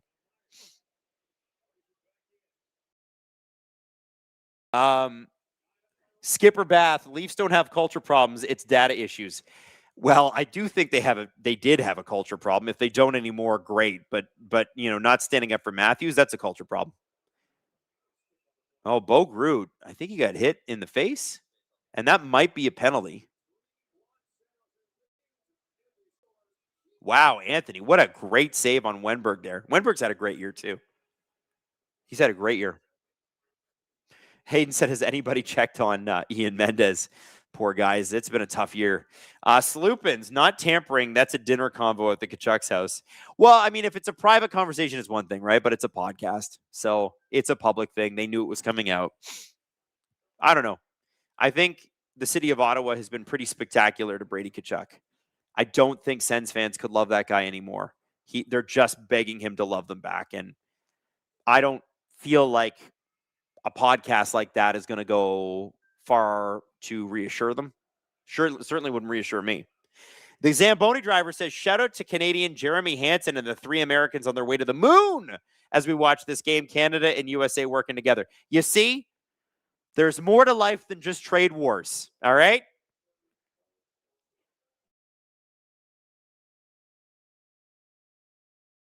Jay Skizzle says, really a shame that he doesn't work for the Lightning in Tampa Bay. I think Brady will end up in the States eventually. He will end up in the States eventually. It's a question too. There was a lot of rumors years ago about Brady and the New York Rangers. But that was a New York Rangers writer that was putting that out there. So that was Larry Brooks. May he rest in peace. Roddy004, welcome to STP VIP, Roddy004. Oh, welcome to the community. It's sick. I'm telling you guys, if you're not already a member of SDP VIP, it's awesome, and I want you to join. Viper says, watch him go to Florida with his brother. I don't know how they could afford him. They figured out. Oh, Orlov just plastered Gru's face to the to the wall, and then he lost his helmet. Man, that sucks. No penalty on that either. I guess it was clean. Roddy said, I'm finally committed to VIP. Let's go. Roddy! If you like VIP, you might like VIP ad-free, but you know what? I'm not going to look a gift horse in the mouth. Just having you on board as VIP, I'm telling you, you're going to love it. Jacqueline K said VIP rules. You bet your boots it does.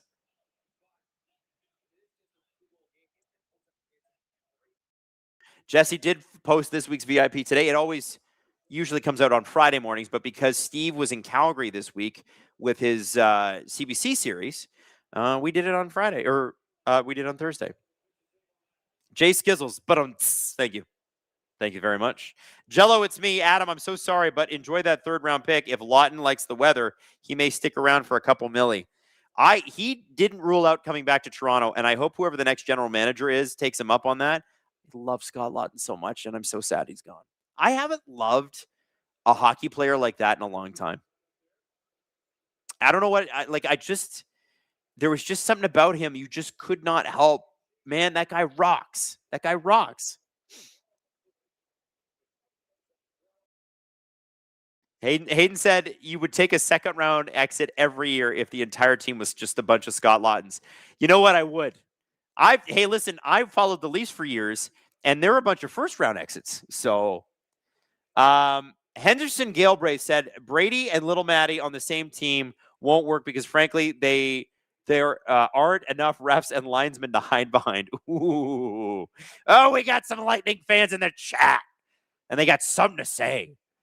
Oh, it is blown dead, and I think Max Domi has lost a skate blade. This is happening a lot this year, by the way. And off to commercial we go. Sloopin says Kachuk in, Verhaeghe out. Pretty sure Verhaeghe has trade protection, unless are you talking about Verhaeghe to Ottawa? Ottawa would get a pretty good return. I don't know that the Panthers really have anything left in the cupboard to give Ottawa, right? Maybe they sign on the same team when Brady's finally a UFA, but it's a while.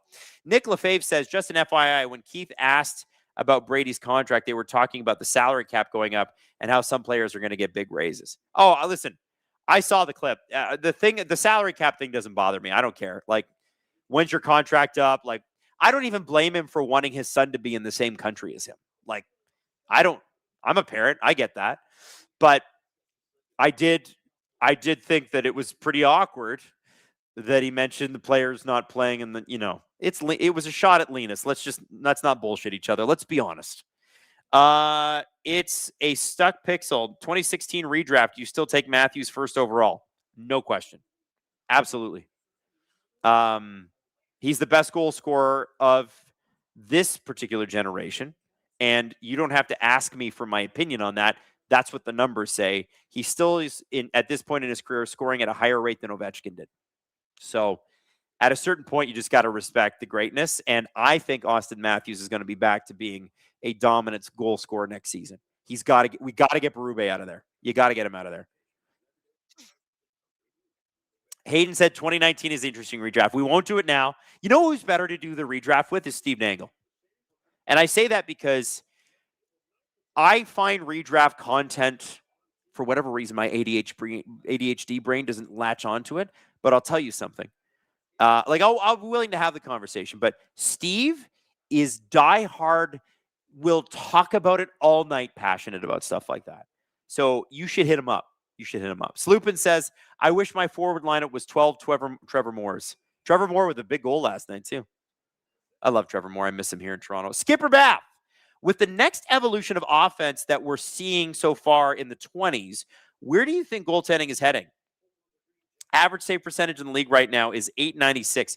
That's crazy when you consider the fact that, right now in terms of actual goal scoring, like centralized to one or two players. The leading goal scorer in the league right now has 50 goals. Nathan McKinnon with 50. Cole Caulfield is going to have 50 at some point. But like a couple of years ago, we had like 3 guys with 60. So I guess it's getting spread around a little bit more. Teams relying on their depth a little bit more. I don't know what that says. I always like to look at the overall goals scored too, right? Like how many goals overall have scored, because that actually has been in decline. So when you look at a save percentage, it could just be that teams are playing tighter defense, forwards are more accurate, but it might not actually mean that goals are up. Sometimes that's the case. Meme Empress, imagine a team of nothing but McDavids and Kucherovs. I'd like to see them play each other. Hayden, what was it that you were saying there? You think it's going to go back to goalies playing 60 games a season?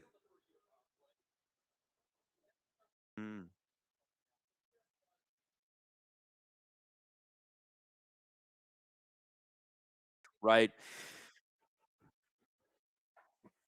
Yeah, that's an interesting point. He said basically Hayden was saying that he thinks that goalies are going to go back to playing like an inordinate amount of games because teams are going to need save percentages to go up. That's why they went up in the first place, is that you found these goalies that were so great that you couldn't not play them because playing the backup would guarantee a loss. Jay Skizzles, 2016 draft top 4 point getters are all American. Why the sad face? That's a good thing. Sloopin says, holy, bring Garrett Sparks back. He'd be a league average. He might. Hey, Garrett Sparks was a good goalie. He just wasn't a great goalie. And he also had a coach that hated him. And a few very memorable moments. You're right. Oh, here we go. Nylander. Shot. Oh, Ned is on that one. And that's the Leafs' 11th shot of the night. We are going to get past 13 shots for the person that asked earlier. Kriska says, don't worry, all good. If things don't turn around for the Leafs in the next 3 years, I think fans calling for Keith's head, and I think MLSE is hurting the Leafs long-term. Well, first off, Keith Pelly's head is already being called for, and Maple Leaf Sports and Entertainment, which is essentially now just a subsidiary of Rogers, I'll just be honest about what I'm hearing from behind the scenes. It's not good. It's not good. It is not good. So, yeah, all the resources in the world, none of the leadership. Gong show right now. Girthy Bettman said, oh, no, I can't watch Aiden Hill play a 50-game season. Well, I don't think a guy like Aiden Hill would. I'm talking about like the best of the best. Nylander brings the puck in. Puck back out, then back in again to Nylander. It was McCabe that backhanded it over. Myers with the shot, and a good save by Nedeljkovic. A lot of the Leaf shots going directly at Nedeljkovic, and of course, they're not putting anybody in front of the net to tip them. Zamboni Driver says, shout out to the mods, removing my stuff before I can see it. They're buzzing. Oh, removing stuff before I can see it. They're buzzing. Robert's pretty tight with that. And also 1,000 viewers on a Thursday nothing game for the Leafs. You know why? Because Leaf fans are sick. And also we have a lot of Sharks fans in. And we have a lot of just fans that like to come and hang out, which I love. 2:57 left in the second period. It's Leaf Sharks. 18-11 are the shots. 3-1 is the goal so far in a shot by Eklund there. And that just goes past the glove of Anthony Stolarz. Sloopins is calling for a 60 games of Skinner. Let's go Edmonton. Skinner doesn't play there anymore. 60 games of Jari. Now I know Hayden would love to see that as a fan of a Western Conference team. Deadpool 199 says, how do we get this Willie for a full season, LOL? I think you will next season. Also, by the way, we do have that Willie for the full season. It's just that most people paid attention to Marner and Matthews.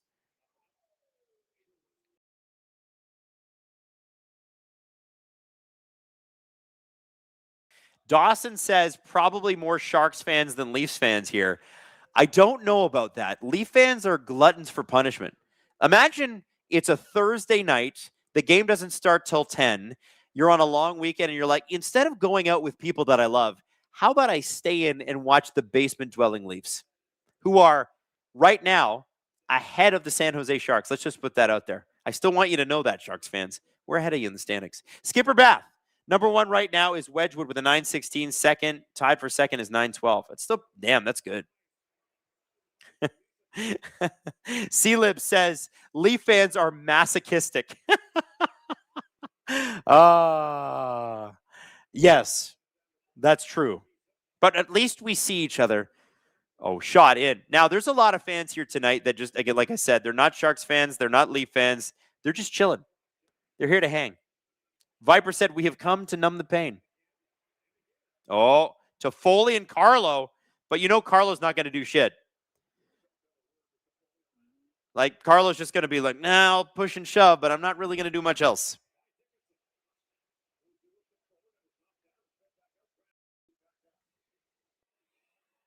Frederick says, don't forget us Habs fans who are just here because, well, I don't know, actually. We never forget you, and you guys never forget us, and you always tell us about how great Cole Caulfield's doing. And you know what? We're happy for you. At least I am. Good for you. Listen, I can't hate you when the team sucks this much. I would prefer the Leafs be good at the same time as the Habs because Leafs-Habs playoffs is all I want. But unfortunately, we're stuck where we are. Oh, Myers at the side of the net. Oh, he made a great pass to Tavares. Tavares could not get his stick on that enough. Henderson Galbraith says, I'm here for the Gru crew. Hell yeah. And here comes Will Smith. Big Willie style. Tried to get it rink wide, but that didn't work. Morgan Riley with a seeing eye pass to the other Big Willie style. It's William Nylander. Gets across, tried to pass to Tavares, who was hooked, and he's pissed because there's no call on the play. Nylander with a shot, and Nedeljkovic turns that aside. Probably should have been a penalty on that play, but whatever. Sloopin says you should sign Kessel and Pacioretty to PTOs to end the year. Yeah, you know what? That'd be fun. Dan Patrick says, night all. I can't stay up anymore. I feel you, buddy. Have a good sleep, dude. Oh, and there's 10 seconds left. And they're fighting for the puck behind the net.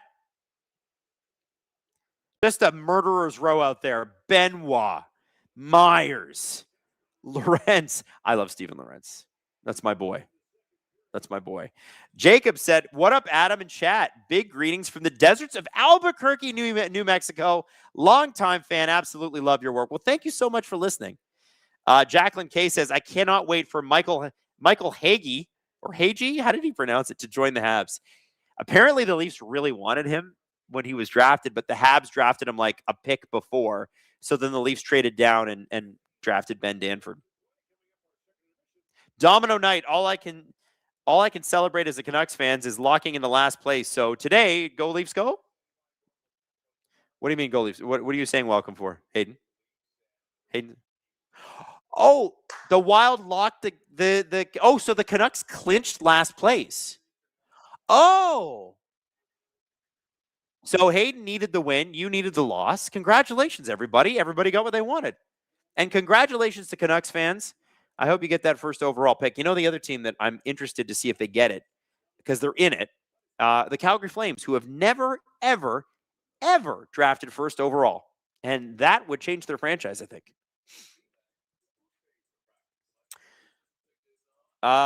Mary Walt said, Kings fan here. I watch Hang in here because I admire the dedication of Leaf fans in such a hopeless situation. Oh, listen, it's you know what? It's therapy. It's therapy. Like, I feel like we're here and we're having a good time. We have some good laughs, the occasional chirp. I don't know, just a chill environment. It's great. I kind of enjoy it because I would be watching this game at home because I'm a sicko. So I'd rather be watching it with you guys and just chatting it up, you know? And producer Hayden and I are getting ready and warmed up for the playoffs. Because I gotta be honest with you. Hayden and I have been doing late night games together for what, 2 seasons now, Hayden? This is gonna be our 3rd season doing it? Yeah. So Hayden and I, it's something that it's kind of fun, you know, like it's like you become like best buddies over a microphone, because Hayden's about an hour outside of the city. And so he's doing this from home, and I'm, hearing him in my ear, producing and whatever. And it's fun. Like we get to watch games that we probably may not have paid as much attention to because, if your team's in it. What will be funny is that if the Edmonton games are happening the same time as the Minnesota Wild games, Hayden might kill me. But I'm hoping that they don't. I'm hoping that they don't. Yeah, Hayden says bare bones production if that happens. You're on your own. Lex Muther, happy Good Friday from Australia. It's 1:14 p.m. here in the Northern Territory. I love how hockey is on during the daytime. Hell yeah, man. It's 11:44 here. Wow, it's 1:14 there. It's 11:44 here. Oh, Hayden says his family is in the Northern Territory. They're in Darwin. I have family in Australia, too, that I have never met. My mother's got a cousin there. She was from Alberta originally and then moved there and just never came home. Honestly, why would you? It's a lot warmer, cooler animals. Kind of scary when you open your toilet every time. Could be a gigantic tarantula in there or a snake. Like, who can live without that kind of excitement? I couldn't. Domino Knights. Canucks also have never had a number one pick. Oh, they never have. I thought they had. Oh, you're right, because the Gilbert Perreault thing in the 70s. Do you guys know that story? It was it was the Sabres or the Canucks were going to draft first.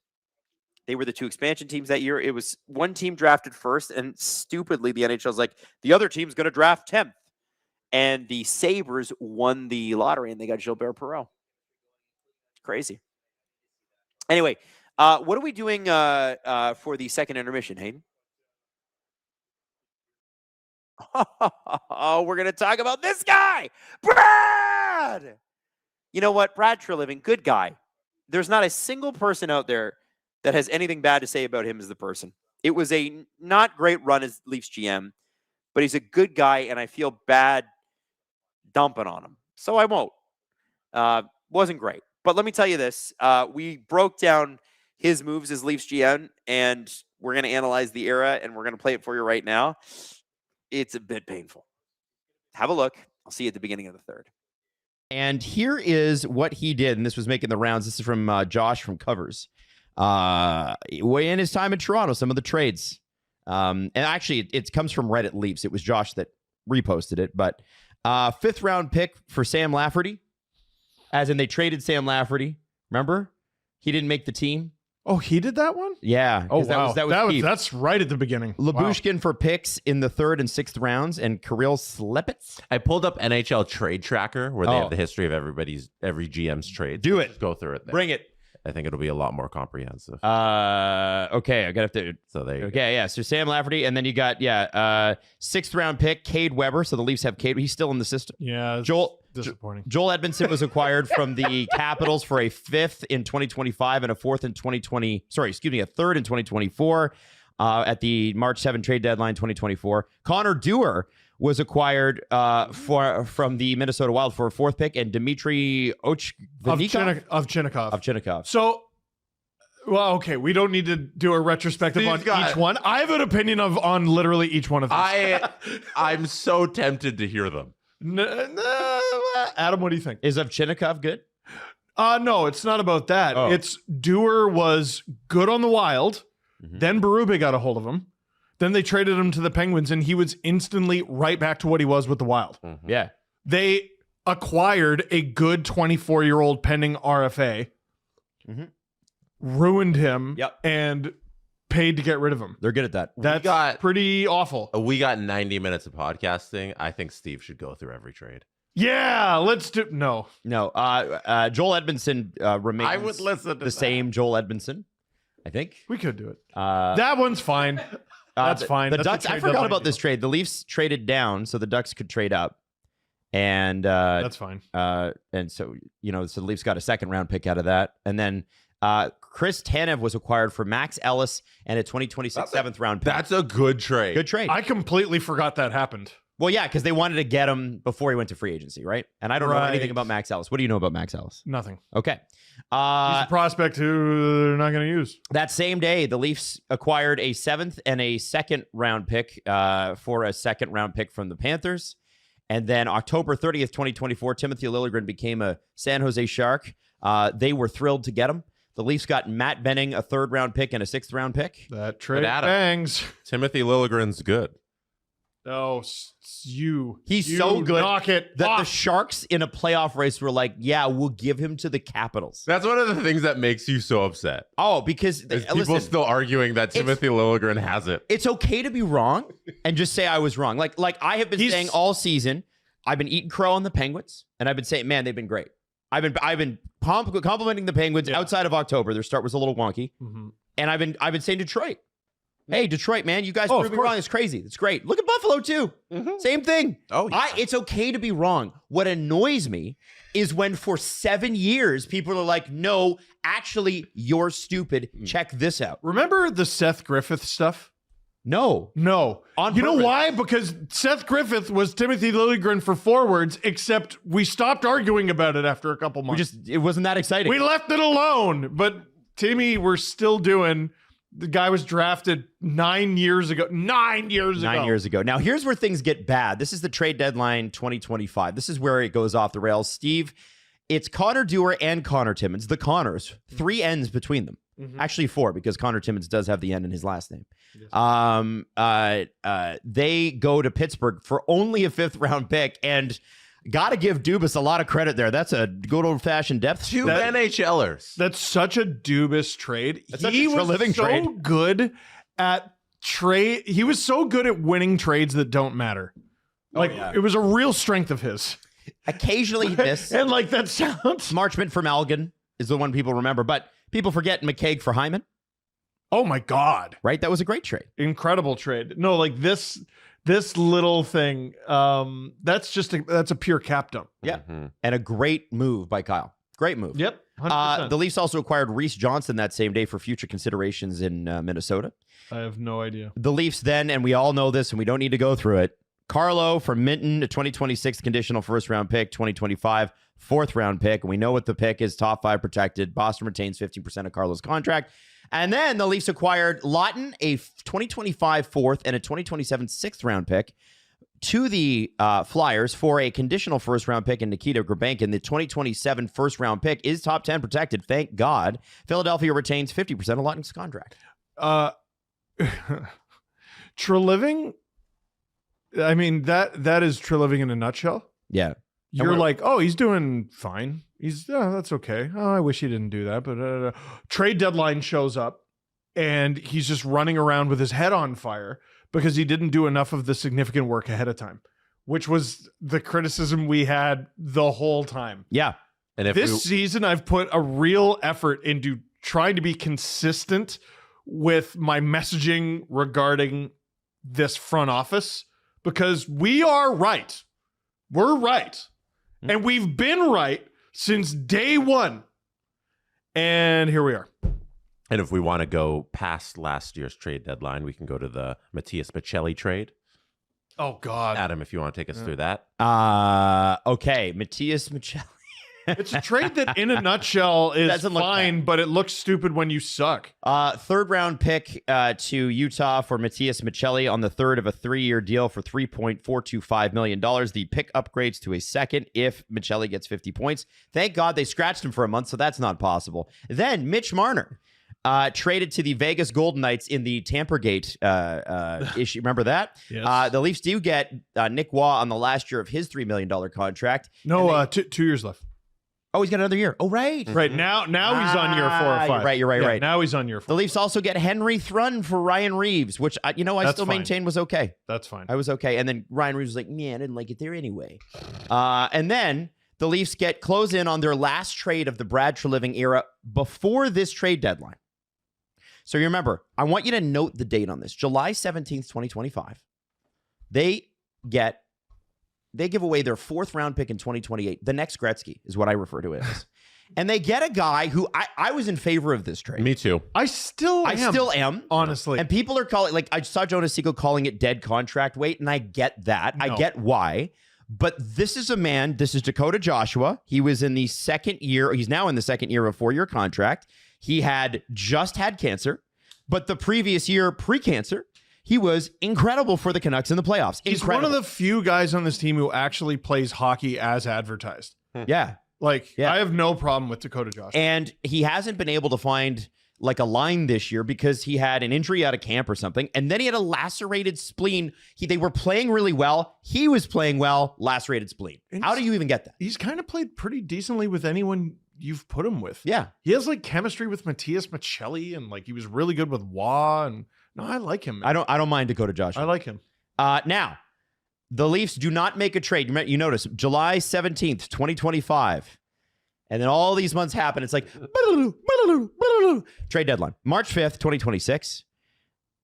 Nicholas Waugh, this is the day before. Nicholas Waugh goes to the Colorado Avalanche for the pieces that should have been the original Kadri deal. The 2027 first round pick, which does have a star next to it, and a 2026 fifth round pick, excuse me. And then we'll keep going because who cares about those details? God, Scott Lawton, sucks. in the last minute before the trade deadline, gets traded for Ottawa's third round pick from the Los Angeles Kings. So the Los Angeles Kings held Ottawa's third round pick, and Toronto took that one. And Scott Lawton has gone on to do really well in LA. And he said recently in an interview that he is definitely open to coming back. And I sure hope the next general manager signs him because I love that player and I would love to get a jersey. Now let's move on. I'm into that. And this one is the most egregious, especially in retrospect. Bobby McMahon, who's still listed as a center. I don't know why, but he's a winger, and he has been unbelievable since everywhere you go. Bobby McMahon's listed as a center. I don't think I've ever seen him take a shift at center. Yeah, when was the last time he played center like full time? I think 0 games professionally. Well, I mean, Like I don't even know like if he was- NHL professionally. Like he played games in the ECHL. I don't So think he. interestingly enough, his face-off percentage with the Toronto Maple Leafs this year is 60. Whoa. Yeah. How many faceoffs taken? I don't know. That the NHL doesn't list that. Did you just go to Hockey Reference? Yeah, okay. I don't- Well, I can, or I could, but Okay. he has not taken a He's not a face-off. center. He's not a center. He has not taken a face-off with the Seattle Kraken thus far, but 11 points in 8 games. And Maybe they're 7 not of those using are him goals. properly. Yeah. And, They're playing the wrong former Leaf at center. and so the Leafs do not get either Kraken pick. They get a 2027 Columbus Blue Jackets second round pick, and they get a draft pick from the Anaheim Ducks, a fourth rounder in 2026 this year. And what's interesting about those picks is that both of them are decaying in value because both of those teams are on the rise. And so those picks will be later on. I'm a little dismayed, like looking at some of the picks they got, at how many of them are for next year. Oh, I know. It just doesn't help you now. Which is what you need. And like if They don't have a second rounder this year. if you're a rebuilding team, like a genuinely rebuilding team, I guess you don't really mind. But You're not. like, no, You're not this supposed to be. this sucks. This sucks. Getting a first for Wah sounds great until you realize you're not going to get it until next year. How many face-off, Jesse? 11. Oh, that means he won 7? Yeah, he's won 6 face-offs 6. and he's lost 5. Guys, His automatic. face-off percentage with the Leafs is 60%. Automatic. He's 0 for 1 on face-offs with the Kraken. Wow. Oh, that's why it says face-off percentage is 0. Yeah, Okay. yeah. All So right. that's a little wonky. He has 44 career face-offs. Whoa. Hey, Okay, you know there, what? Bobby Bergeron. You know Oh! That's 44 times the ref went, you know what, get this guy Get out. this bring in fucking the guy. winger. Like, I don't think he's ever intentionally taken a face-off. Who has taken more face-offs in their career, Mitch Marner or Bobby McMahon? Mitch Marner, Marner. like in the last month. Probably, He yeah. has like 300 on the season or something. That's okay. That's fucking crazy. Yeah. And we're gonna get to that because Torts had his first game yesterday. So I want to start all this. We want to start all this with a little bit of context. I think it's funny that Flames fans are like, "See, we told you," and then a few Flames fans were like, "We sent him in as a double agent," and I thought that was very funny. But I also want to warn the Flames fans who are dunking on Toronto right now. Remember, you had this guy for 10 years. We figured it out after 3. So let's just pump the brakes a little bit here. We went, ooh. And I do want to say this before we kind of get into where this is going. And Steve, I'm so glad you brought it up on your video yesterday. I don't think there's a single person in the city of Toronto who wouldn't like or doesn't like, if they've met him, Brad the guy. Brad Yep. Treliving the person. And that's not what it's about.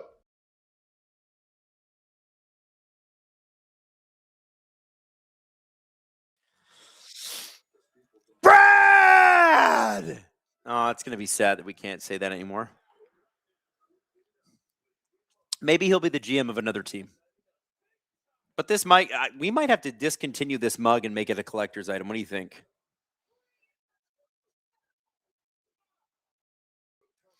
New Brad, but a different Brad. Well, that would be helpful, actually. Isn't one of the Panthers AGMs up for a job, Brad Peterson or something like that? If the Leafs hired him, then we wouldn't have to get rid of the mug. I'm just saying. Brad.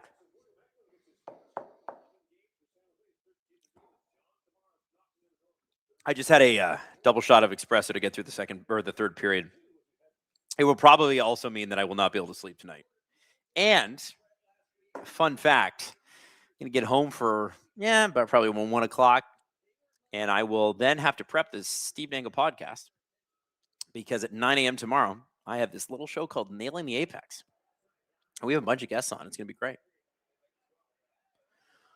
Can Matt Coronado get a point in the third for the Flames?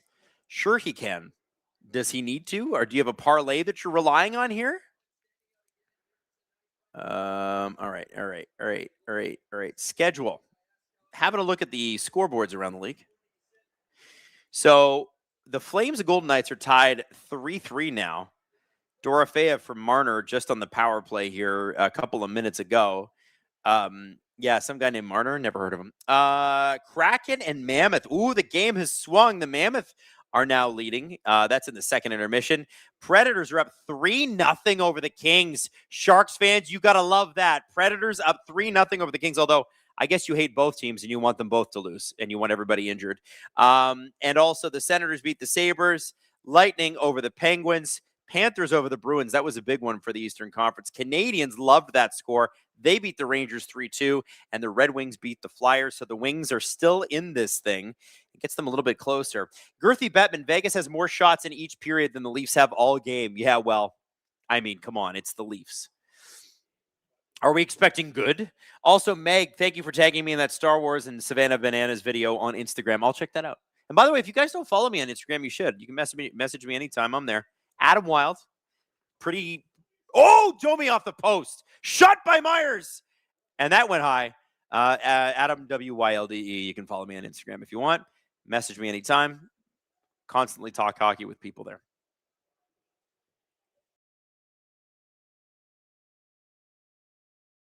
$18:48 left in the third. Tyson Barnett, do you show your grippers on Instagram? Well, I mean, that's why you'll have to follow me. You just never know. You never know. And Robert is suggesting that you click like. And I agree with Robert's suggestion. Robert is running the SDPN account tonight.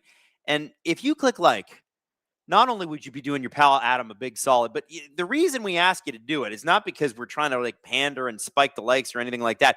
We're trying to get more people in the door. There's a lot of people that discover SDPN through these streams. And so the more you like them, the more likely they are to appear in hockey fans' algorithms, which brings more people into the community. And we want to grow Gripper Nation. Groovy says, go Sharks. Nikesh says, whoa, that needs to be paid content, Adam. Don't give that out for free, sir. I have been known to drop a couple of toes on this. That was something that we did 2 years ago in the playoffs, Aiden. Did we do grippers on the stream last year? I can't even remember. I don't think so. I think the rumor was, the threshold was get over 1,000 likes and I'll show my feet. And then we upped it. I think it's 1,250 now because we did the 1,000. Now you got to unlock it 1,250. We're not getting that many likes tonight. No, sir. I don't even know how many people like the stream. Oh, and there's Dakota Joshua again for tripping again. This is the second time he's done this, and this time it was Colin Graff, who is a penalty killer extraordinaire and has also scored tonight with just a monster rip earlier.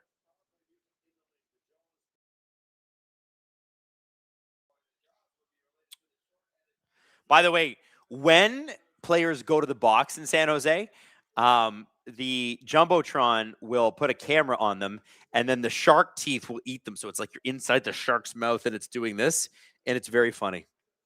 I do very much enjoy that. I love stupid humor like that. It makes me happy. Hockey Kid says, I just joined. Why is he talking about his feast? Well, welcome to Gripper Nation, Hockey Kid. Gripper Nation, where all are welcome. And occasionally, you'll see my feet on the stream. Only if you're lucky. Colt 289, Bees 5-2 in their last 7. They beat Buffalo, Columbus, Minnesota, Dallas, and 2 losses to Florida and Toronto. Bizarre, right? They get it for the big boys, but they play down to their opponents. It's bizarre. I got to be honest. I think Boston would be a sneaky good pick. If they're getting in, this is a very experienced playoff team. I think they'd be a pain in the ass for anybody, and I think they'd be playing Carolina in the first round at this point.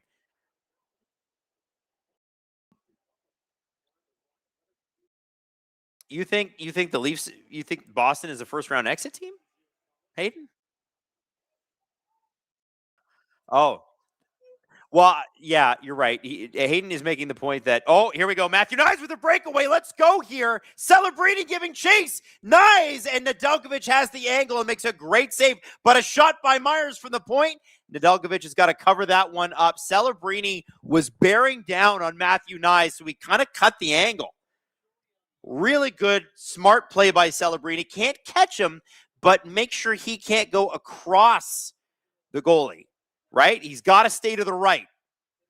And Cool Man Lanny. Hey, Lanny, what's up, man? It's been a while. Cool Man Lanny dropping 20, or not 21, 5 SDPN memberships. Cool Man Lanny 21 is the name. Gary says the Bolts would destroy the Bruins.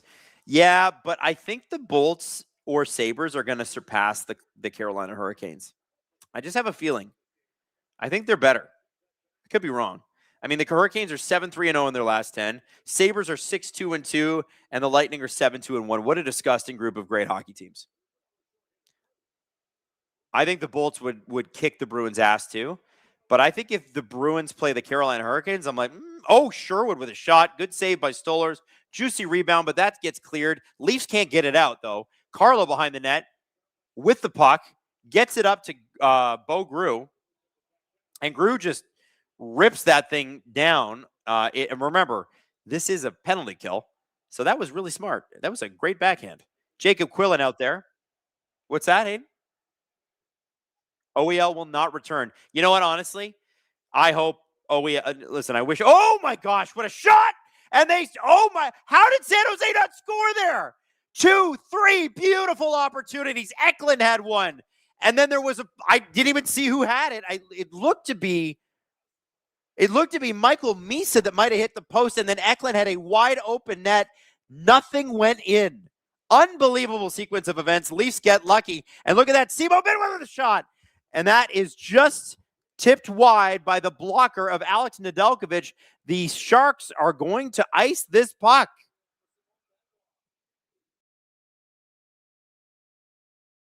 Sloopin says OEL down, signed Gardner to a PTO.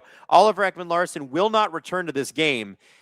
I got to be honest with you guys. If he's actually even slightly hurt, just sit him down for the rest of the season. What are we doing here? Oh, my God. Benoit saves a goal on Eklund. Look at this. Just dives across. Oh, my God. Gorgeous. Absolutely gorgeous.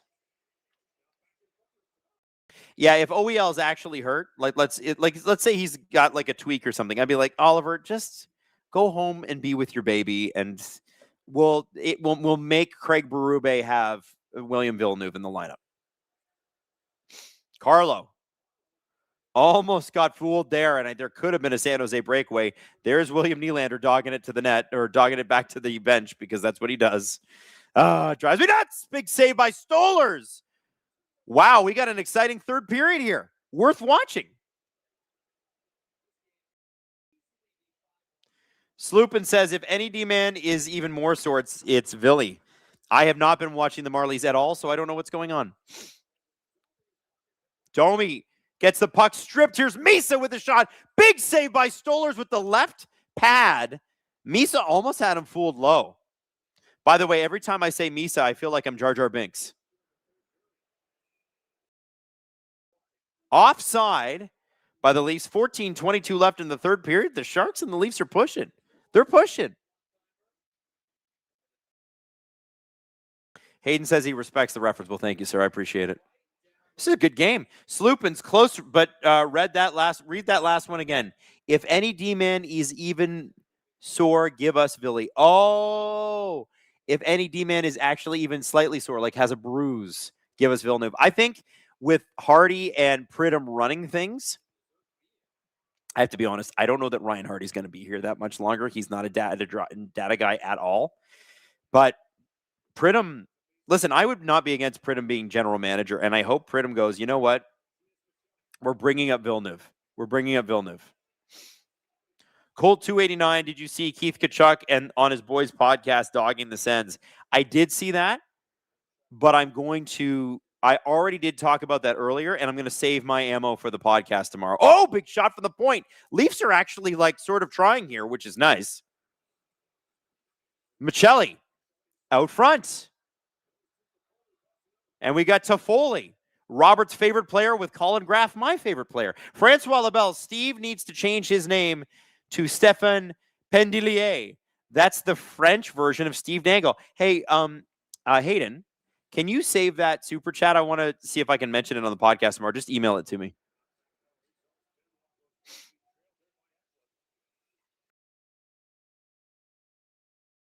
Tyson Barnett, why does Keith Pelly like Craig Berube one good season?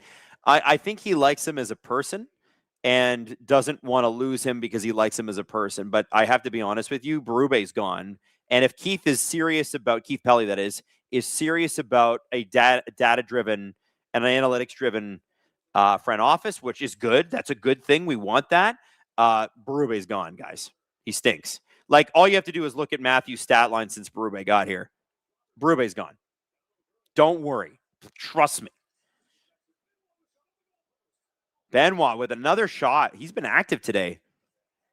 Burps McGurps, as a Cowboys fan, seeing Pelly's press conference gave me PTSD. Cowboys fans universally hate Jerry Jones when he talks.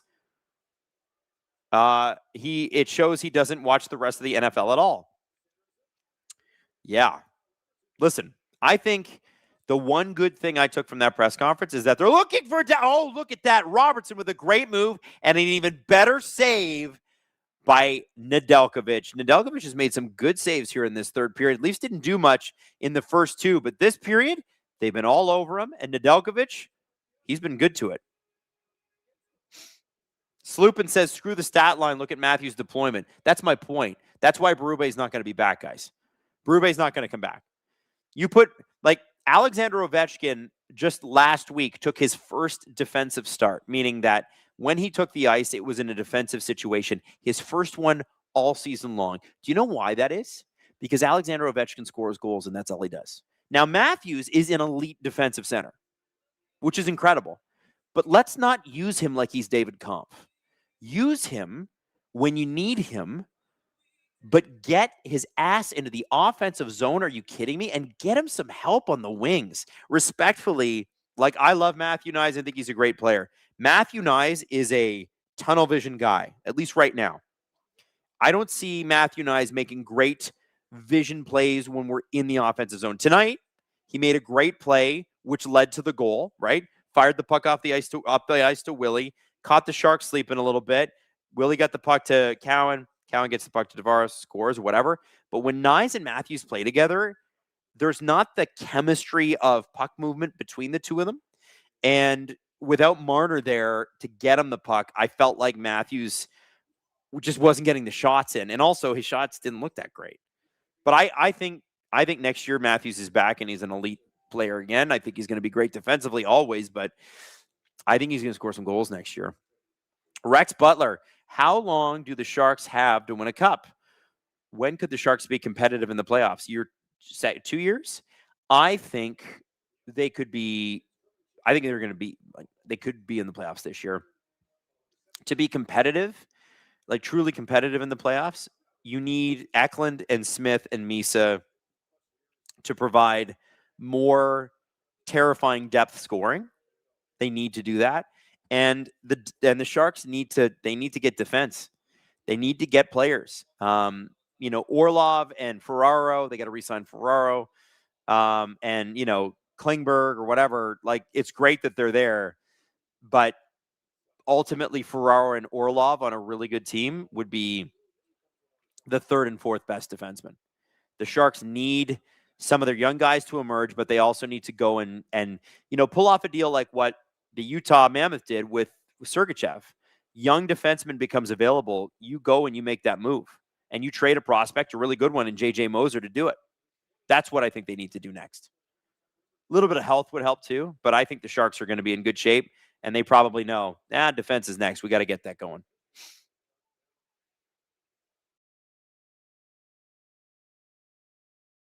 Sloopin says Sharks need Nemec. Leafs need him more. I want, if New Jersey's dumb enough to trade Nemec, I want him.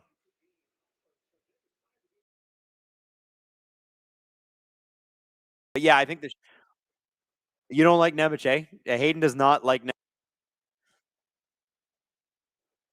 I think Nemec is 22. He's a former second overall pick. He is going to be awesome. But yeah, maybe, listen, I love Matthew Knies. I don't want the guy traded. I think he's future captain material. But if he's the guy that gets you a stud defenseman, you have to look at it, right? The Leafs have never had one. And San Jose is another team that's got to do that too. Madison says, my boy Nemo isn't surviving the offseason, is he? Well, I mean, Tom Fitzgerald's still there, right? So maybe if he doesn't get fired, Nemec gets traded. But the fact that Fitzgerald is actually still there leads me to believe that if he was trying to trade Nemec before, he's going to try again. They've also committed a lot of money to Luke Hughes. And I think they're trying to get rid of Dougie Hamilton. And I think they're trying to, they might look at moving Nemec because he might give them some of the power forward they kind of lack. They're soft, man. They're soft and they're small. Nice. There he is with Celebrini's tied up. Good defensive play by Celebrini on Knies. There's a bit of a size differential there, and Celebrini had Knies' number.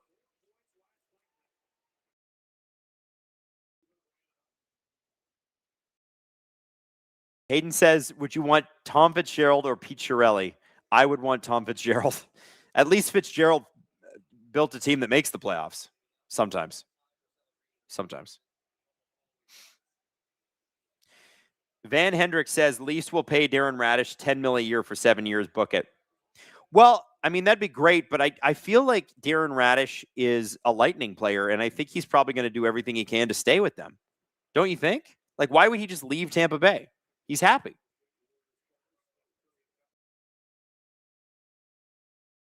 Blake Taylor, the Sharks broadcast is a joke. Our players have been called Michael Nylander, Ty Domi, and Ethan Cowan. Well, didn't that happen with the Ducks too? It was Michael Nylander all game. Brian Lawton was calling him Michael Nylander. That's funny. Has that really happened on the Sharks broadcast tonight, by the way? Is anybody else watching the Sharks broadcast? Is that true? I'd love to know. Man, this game is really moving. 9:23 left in the third. Both teams kind of going for it here. They're skating at least. This is more skating from the Leafs than we've seen most of the season. And they're not even fast. And there's a dumbass icing. The Leafs this year, can I just tell you, if you haven't watched a lot of Leaf games, the Leafs have been insane with the dumb icings. They're just the kings of, I'm not under any pressure, but this puck is a grenade, so I'm going to fire it to the other end of the ice. It drives me crazy.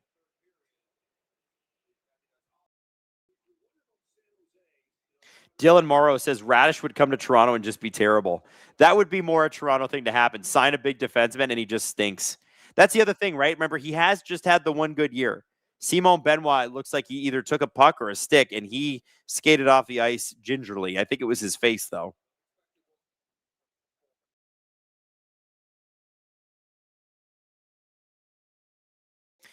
Oh, okay. Hayden said there's an article. Is it an Athletic article?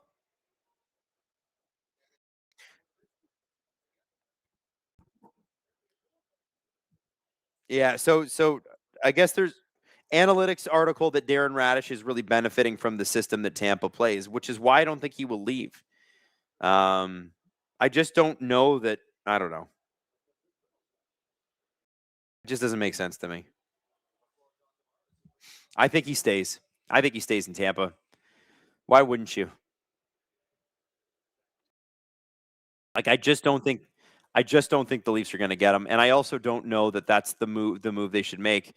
You want to, if you're going to go sign and throw a bunch of money at a guy like that, for the Leafs anyway, because they don't really have any room for error, you want to make sure he's got at least a couple years of being this.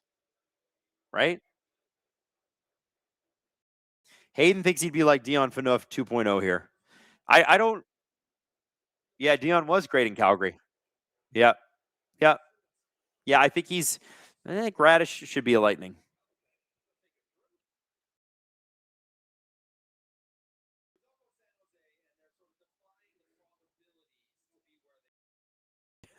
Ian Ball is a sucker for punishment. Ian says, I'd really love to go on a canoe trip with Linus Ullmark and JT Miller. What a treat that would be. I think JT Miller and Linus Ullmark would be oil and water. They just don't seem like a good match.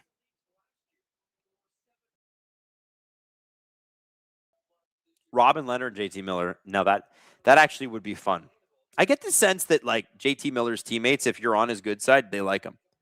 Randy says Phaneuf was also deployed terribly. Yeah, well, Randy Carlisle was very similar to what Craig Berube is. Get outshot to oblivion.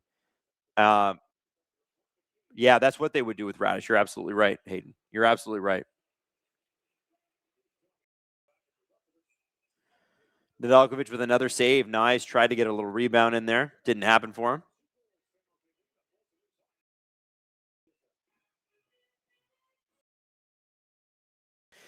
Chris says, what should the Leafs' top priority be this offseason? Someone to play with Austin or get a number one defenseman? Actually, I would tell you someone to play with Austin. If you can find somebody who can move a puck like Marner did. Now, if you can't, then it would make sense to go get the number one defenseman because he's the one that's going to set Matthews up. It's a tricky one because Matthews can't, like Bobby McMahon is a north-south player, not a lot of passes going on there. Matt Nyes, a little bit more playmaking ability, but he's north-south. They need to find a guy who can find Matthews. And I think, personally, that it's going to be easier to find a winger than it is going to be to find a number one defenseman. I mean, that's the same. That's always been the case, right? The Zamboni driver says, Adam and chat, name the movie. I have one simple request, and that is that the Sharks, and that is to have sharks with frickin' laser beams attached to their head. That'd be Austin Powers, my friend.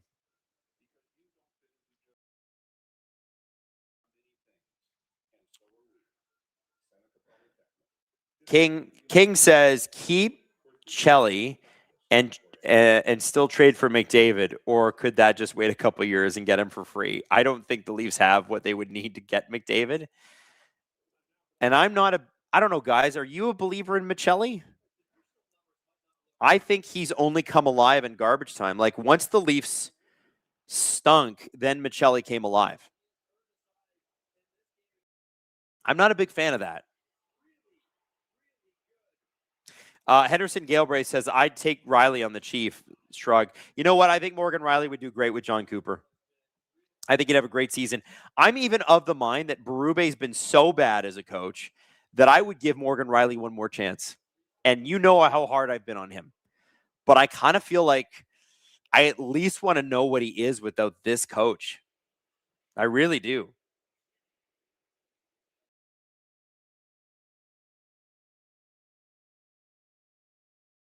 .657 left in the third period. Nikesh says, I still think Mo would be fine if he was a third pair guy. I think you're right, but at $7.5 million, it's difficult to justify that, although the Leafs just may have to. I think you're right. Mo would be a great third pair guy. I think he'd be an elite third pair guy. And you know what? The thing with Morgan Riley is, he's a good person. He usually tries his best. That he will now stand up for people after the Matthews incident where he got embarrassed. I just, sometimes you go, is it change for scenery time? I don't know. Oh, Kinger says, I meant Chelly as in Celebrini. That's my bad. I just think it makes so much sense. I think McDavid would definitely consider coming to San Jose if San Jose can show that they can win, and San Jose shouldn't trade for him. Just wait till he becomes a free agent.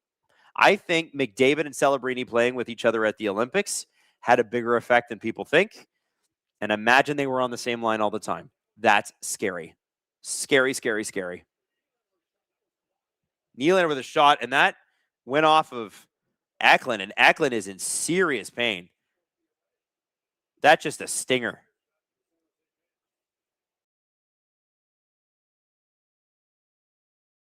Girthy Bettman, well, look at that. Torts put Marner on right wing next to Eichel, and he has 3 points.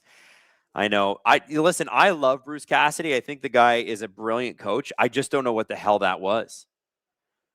Like, is that a case of just being a stubborn ass? Like, of course you don't put Marner on the wing. At center. Like, he's your $12 million winger. You got him to be your winger. 5:35 left in the third period. Hayden said a Magic Kaprizov playing center. Listen, a lot of things I can imagine with Kaprizov. He strikes me. Sorry about the odds, guys. I'm not used to being up this late, but I better get used to it because the playoffs are on the horizon. I think that you just you get your hey, does this guy make $1 bazillion? Yeah. Is he good? Yeah. Okay, then play him at his prime position and find somebody else who's cheaper to play that other position you're lacking in. That's what you do.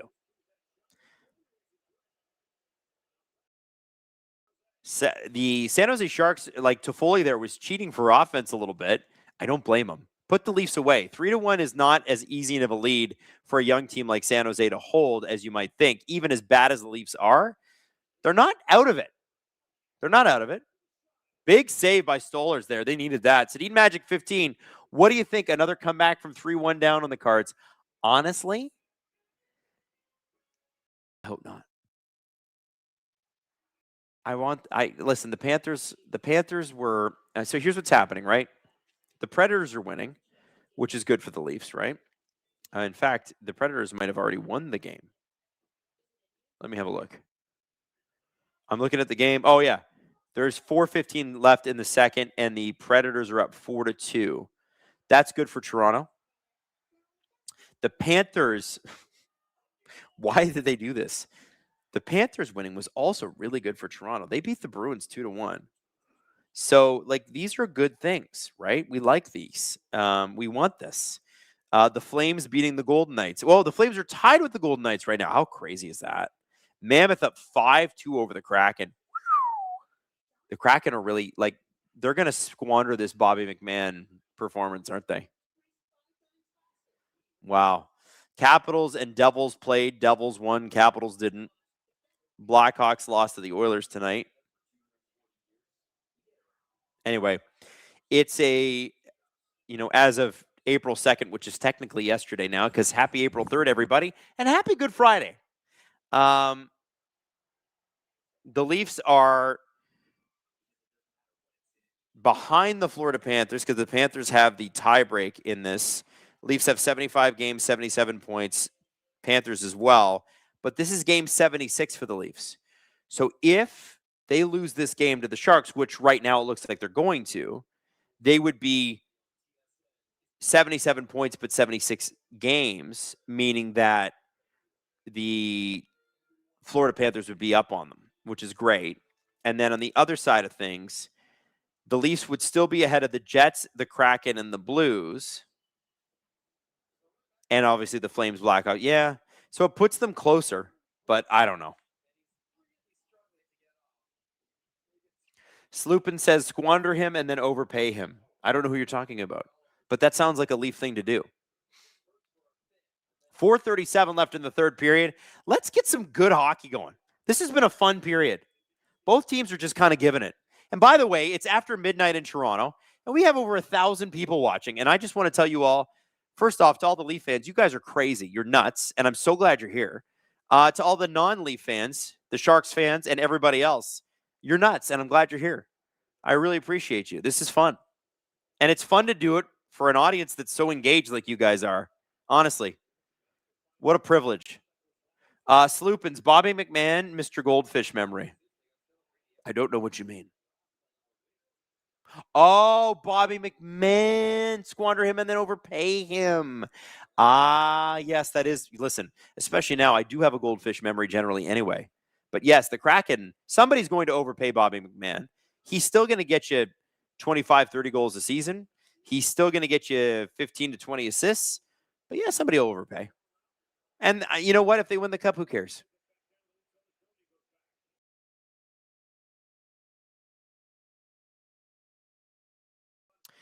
Hayden says he'd love to see him with McDavid. McDavid, the McMoney line. Is there another MC named player? McDavid, and Connor McMichael. And then they have to have a McDonald's sponsorship, obviously. AP Imagine. I'm a Habs fan, but I stick around because Steve and STPN are awesome and do great work. Leafs loyalty aside. Well, I appreciate you. Henderson Galbraith says, Sicko, recognize Sicko. This is the Nuts gang. Let's go. Oh, what about this, Sloopins? McMahon, McDavid, and McKayev. Or McMahon, McDavid, and McCann. Woo! So many opportunities. Oh! McMahon, McDavid, McKayev is fast. You're right. You're absolutely right. Hey, no, the puck is just... All right, the Leafs have not killed. The Leafs have an empty net right now, and they did almost have an opportunity there to score. Tavares is in there again. He gets another goal. That's goal 30 on the season. Good for him. SLS 98, Adam, you have to give Steve his props. He was right about Keith Pelly from the start. He absolutely was. I will tell him that tomorrow, too. I was wrong. I had faith in Keith Pelly, and I was wrong to have it. Rennie, don't forget, he'll always score as the Leafs. You mean McMahon? Probably. Sedin Magic 15, Canucks clinched dead last in the league with the loss tonight. Congrats, Canucks fans. You deserve this. Now go get that first overall pick. Do not let Boston have it. Oh, puck's up to Celebrini. Nylander brings him down. Let's go. Why are people booing? Stop booing. It was legal. Stop booing. Oh, boo you. 90 seconds left in the game. It's Easton Cowan cutting across the blue line, and he is earthside.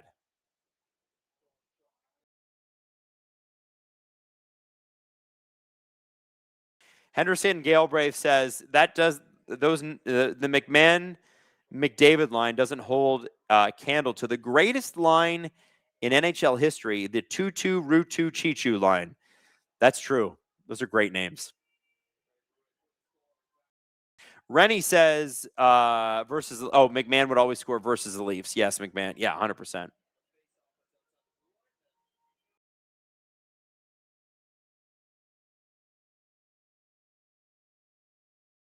Gordon says, on the bright side, Pelly didn't have to start his press conference in front of a live audience asking if this was about quote-unquote ice hockey. That's true. Oh, here we go. 80 seconds. Bogrew to Michelli. Back to Bogrew. Are the Leafs going to bring it within one? Michelli down low to McCabe. Across in. Joshua had an opportunity. Oh, a nice tip there by Grew, but it does not get to the net. And I think the Sharks are going to get this one and score. And it is Gaudette. And it is over, ladies and gentlemen. Adam Gaudette, former Leaf. Adam Gaudette for a minute. I believe he was anyway. There was a Gaudette. No, I'm lying to you. Oh, yeah. Adam Gaudette was with the Toronto Marlies in 22-23. I knew it. But he never played a game with the Toronto Maple Leafs. Maybe that was their big mistake. He was good with the Marlies, too. 40 games, 20 goals, 34 points, and then he was traded to the Springfield Thunderbirds for another 25 games with another 7 goals and 17 points in those 25 games. Yeah, he was good. You know what? Probably a guy that should have got the shot. Now, he did go back to the Senators last season, had 19 goals in 81 games, and then is now with San Jose, just got his 17th goal of the year in 61 games. Not bad. Those are positively Bobby McMahon-like numbers, actually, now that I mention it.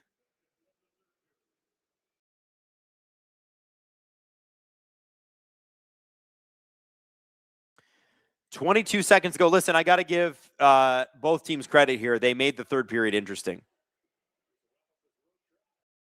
I just saw future is teal in the chat, and hell yeah, it is.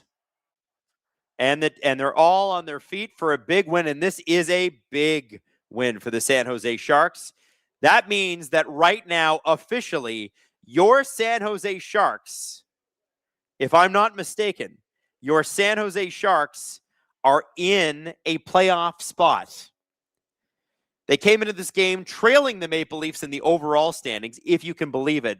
But the San Jose Sharks have taken the second wild card spot from the Los Angeles Kings in a game against the Toronto Maple Leafs tonight. Congratulations to my Teal fans. Congratulations to you guys. Big. Cool Man Lanny says, we are cooking, chat. Sloopin says, did you see the Reelander report article on Mike Gillis as Leafs president? Good look inside at him. Yeah, Mike Gillis could be a good Leafs president. Keep an eye on him. Zoltan says, Smits, Carls, Reed, Bierhoff, Xavier Villeneuve, if the Leafs do get their top 5 pick back, which pick for the decor? You know what? I have no idea. The guy to ask is Scott Wheeler. Scott Wheeler's brilliant with this stuff. Dallas Goodman, 1995, says Connor Geekie was a key piece of the Sergachev trade, likely a future full-time NHLer next year. The fact that J.J. Moser has become a first-pair defenseman is amazing. That's because Julian Brisebois is a god. He's a god-tier general manager. He's a god. Cantankerous Games, lie to me, Adam. Tell me the Flyers will be okay. You know what? I think they will.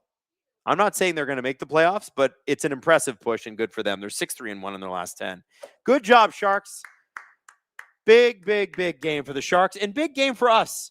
Look at that 1,000 people still tuned in after midnight. Now, listen, it's been a long day. And producer Hayden's got to get up early and produce Nailing the Apex tomorrow. So I'm going to let him go to bed. I'm going to let Robert go to bed. And I, too, am going to go to bed because I got work to do in the morning. And I love you all. It was so much fun hanging out with you. Way more people coming in than I really expected. But you guys rock. Love you all. See you soon. Zoltan, we may be able to fix the decor, finally. Potentially, Zoltan. Leafs lose, which we needed. Sharks win, which they needed. And the Panthers winning means that the Leafs are behind the Panthers with more games played, which is excellent news for us. Go Tank. Go Tank, go. Good night. I will see you next week. Steve Dangle's got Saturday night's game against the Los Angeles Kings to handle.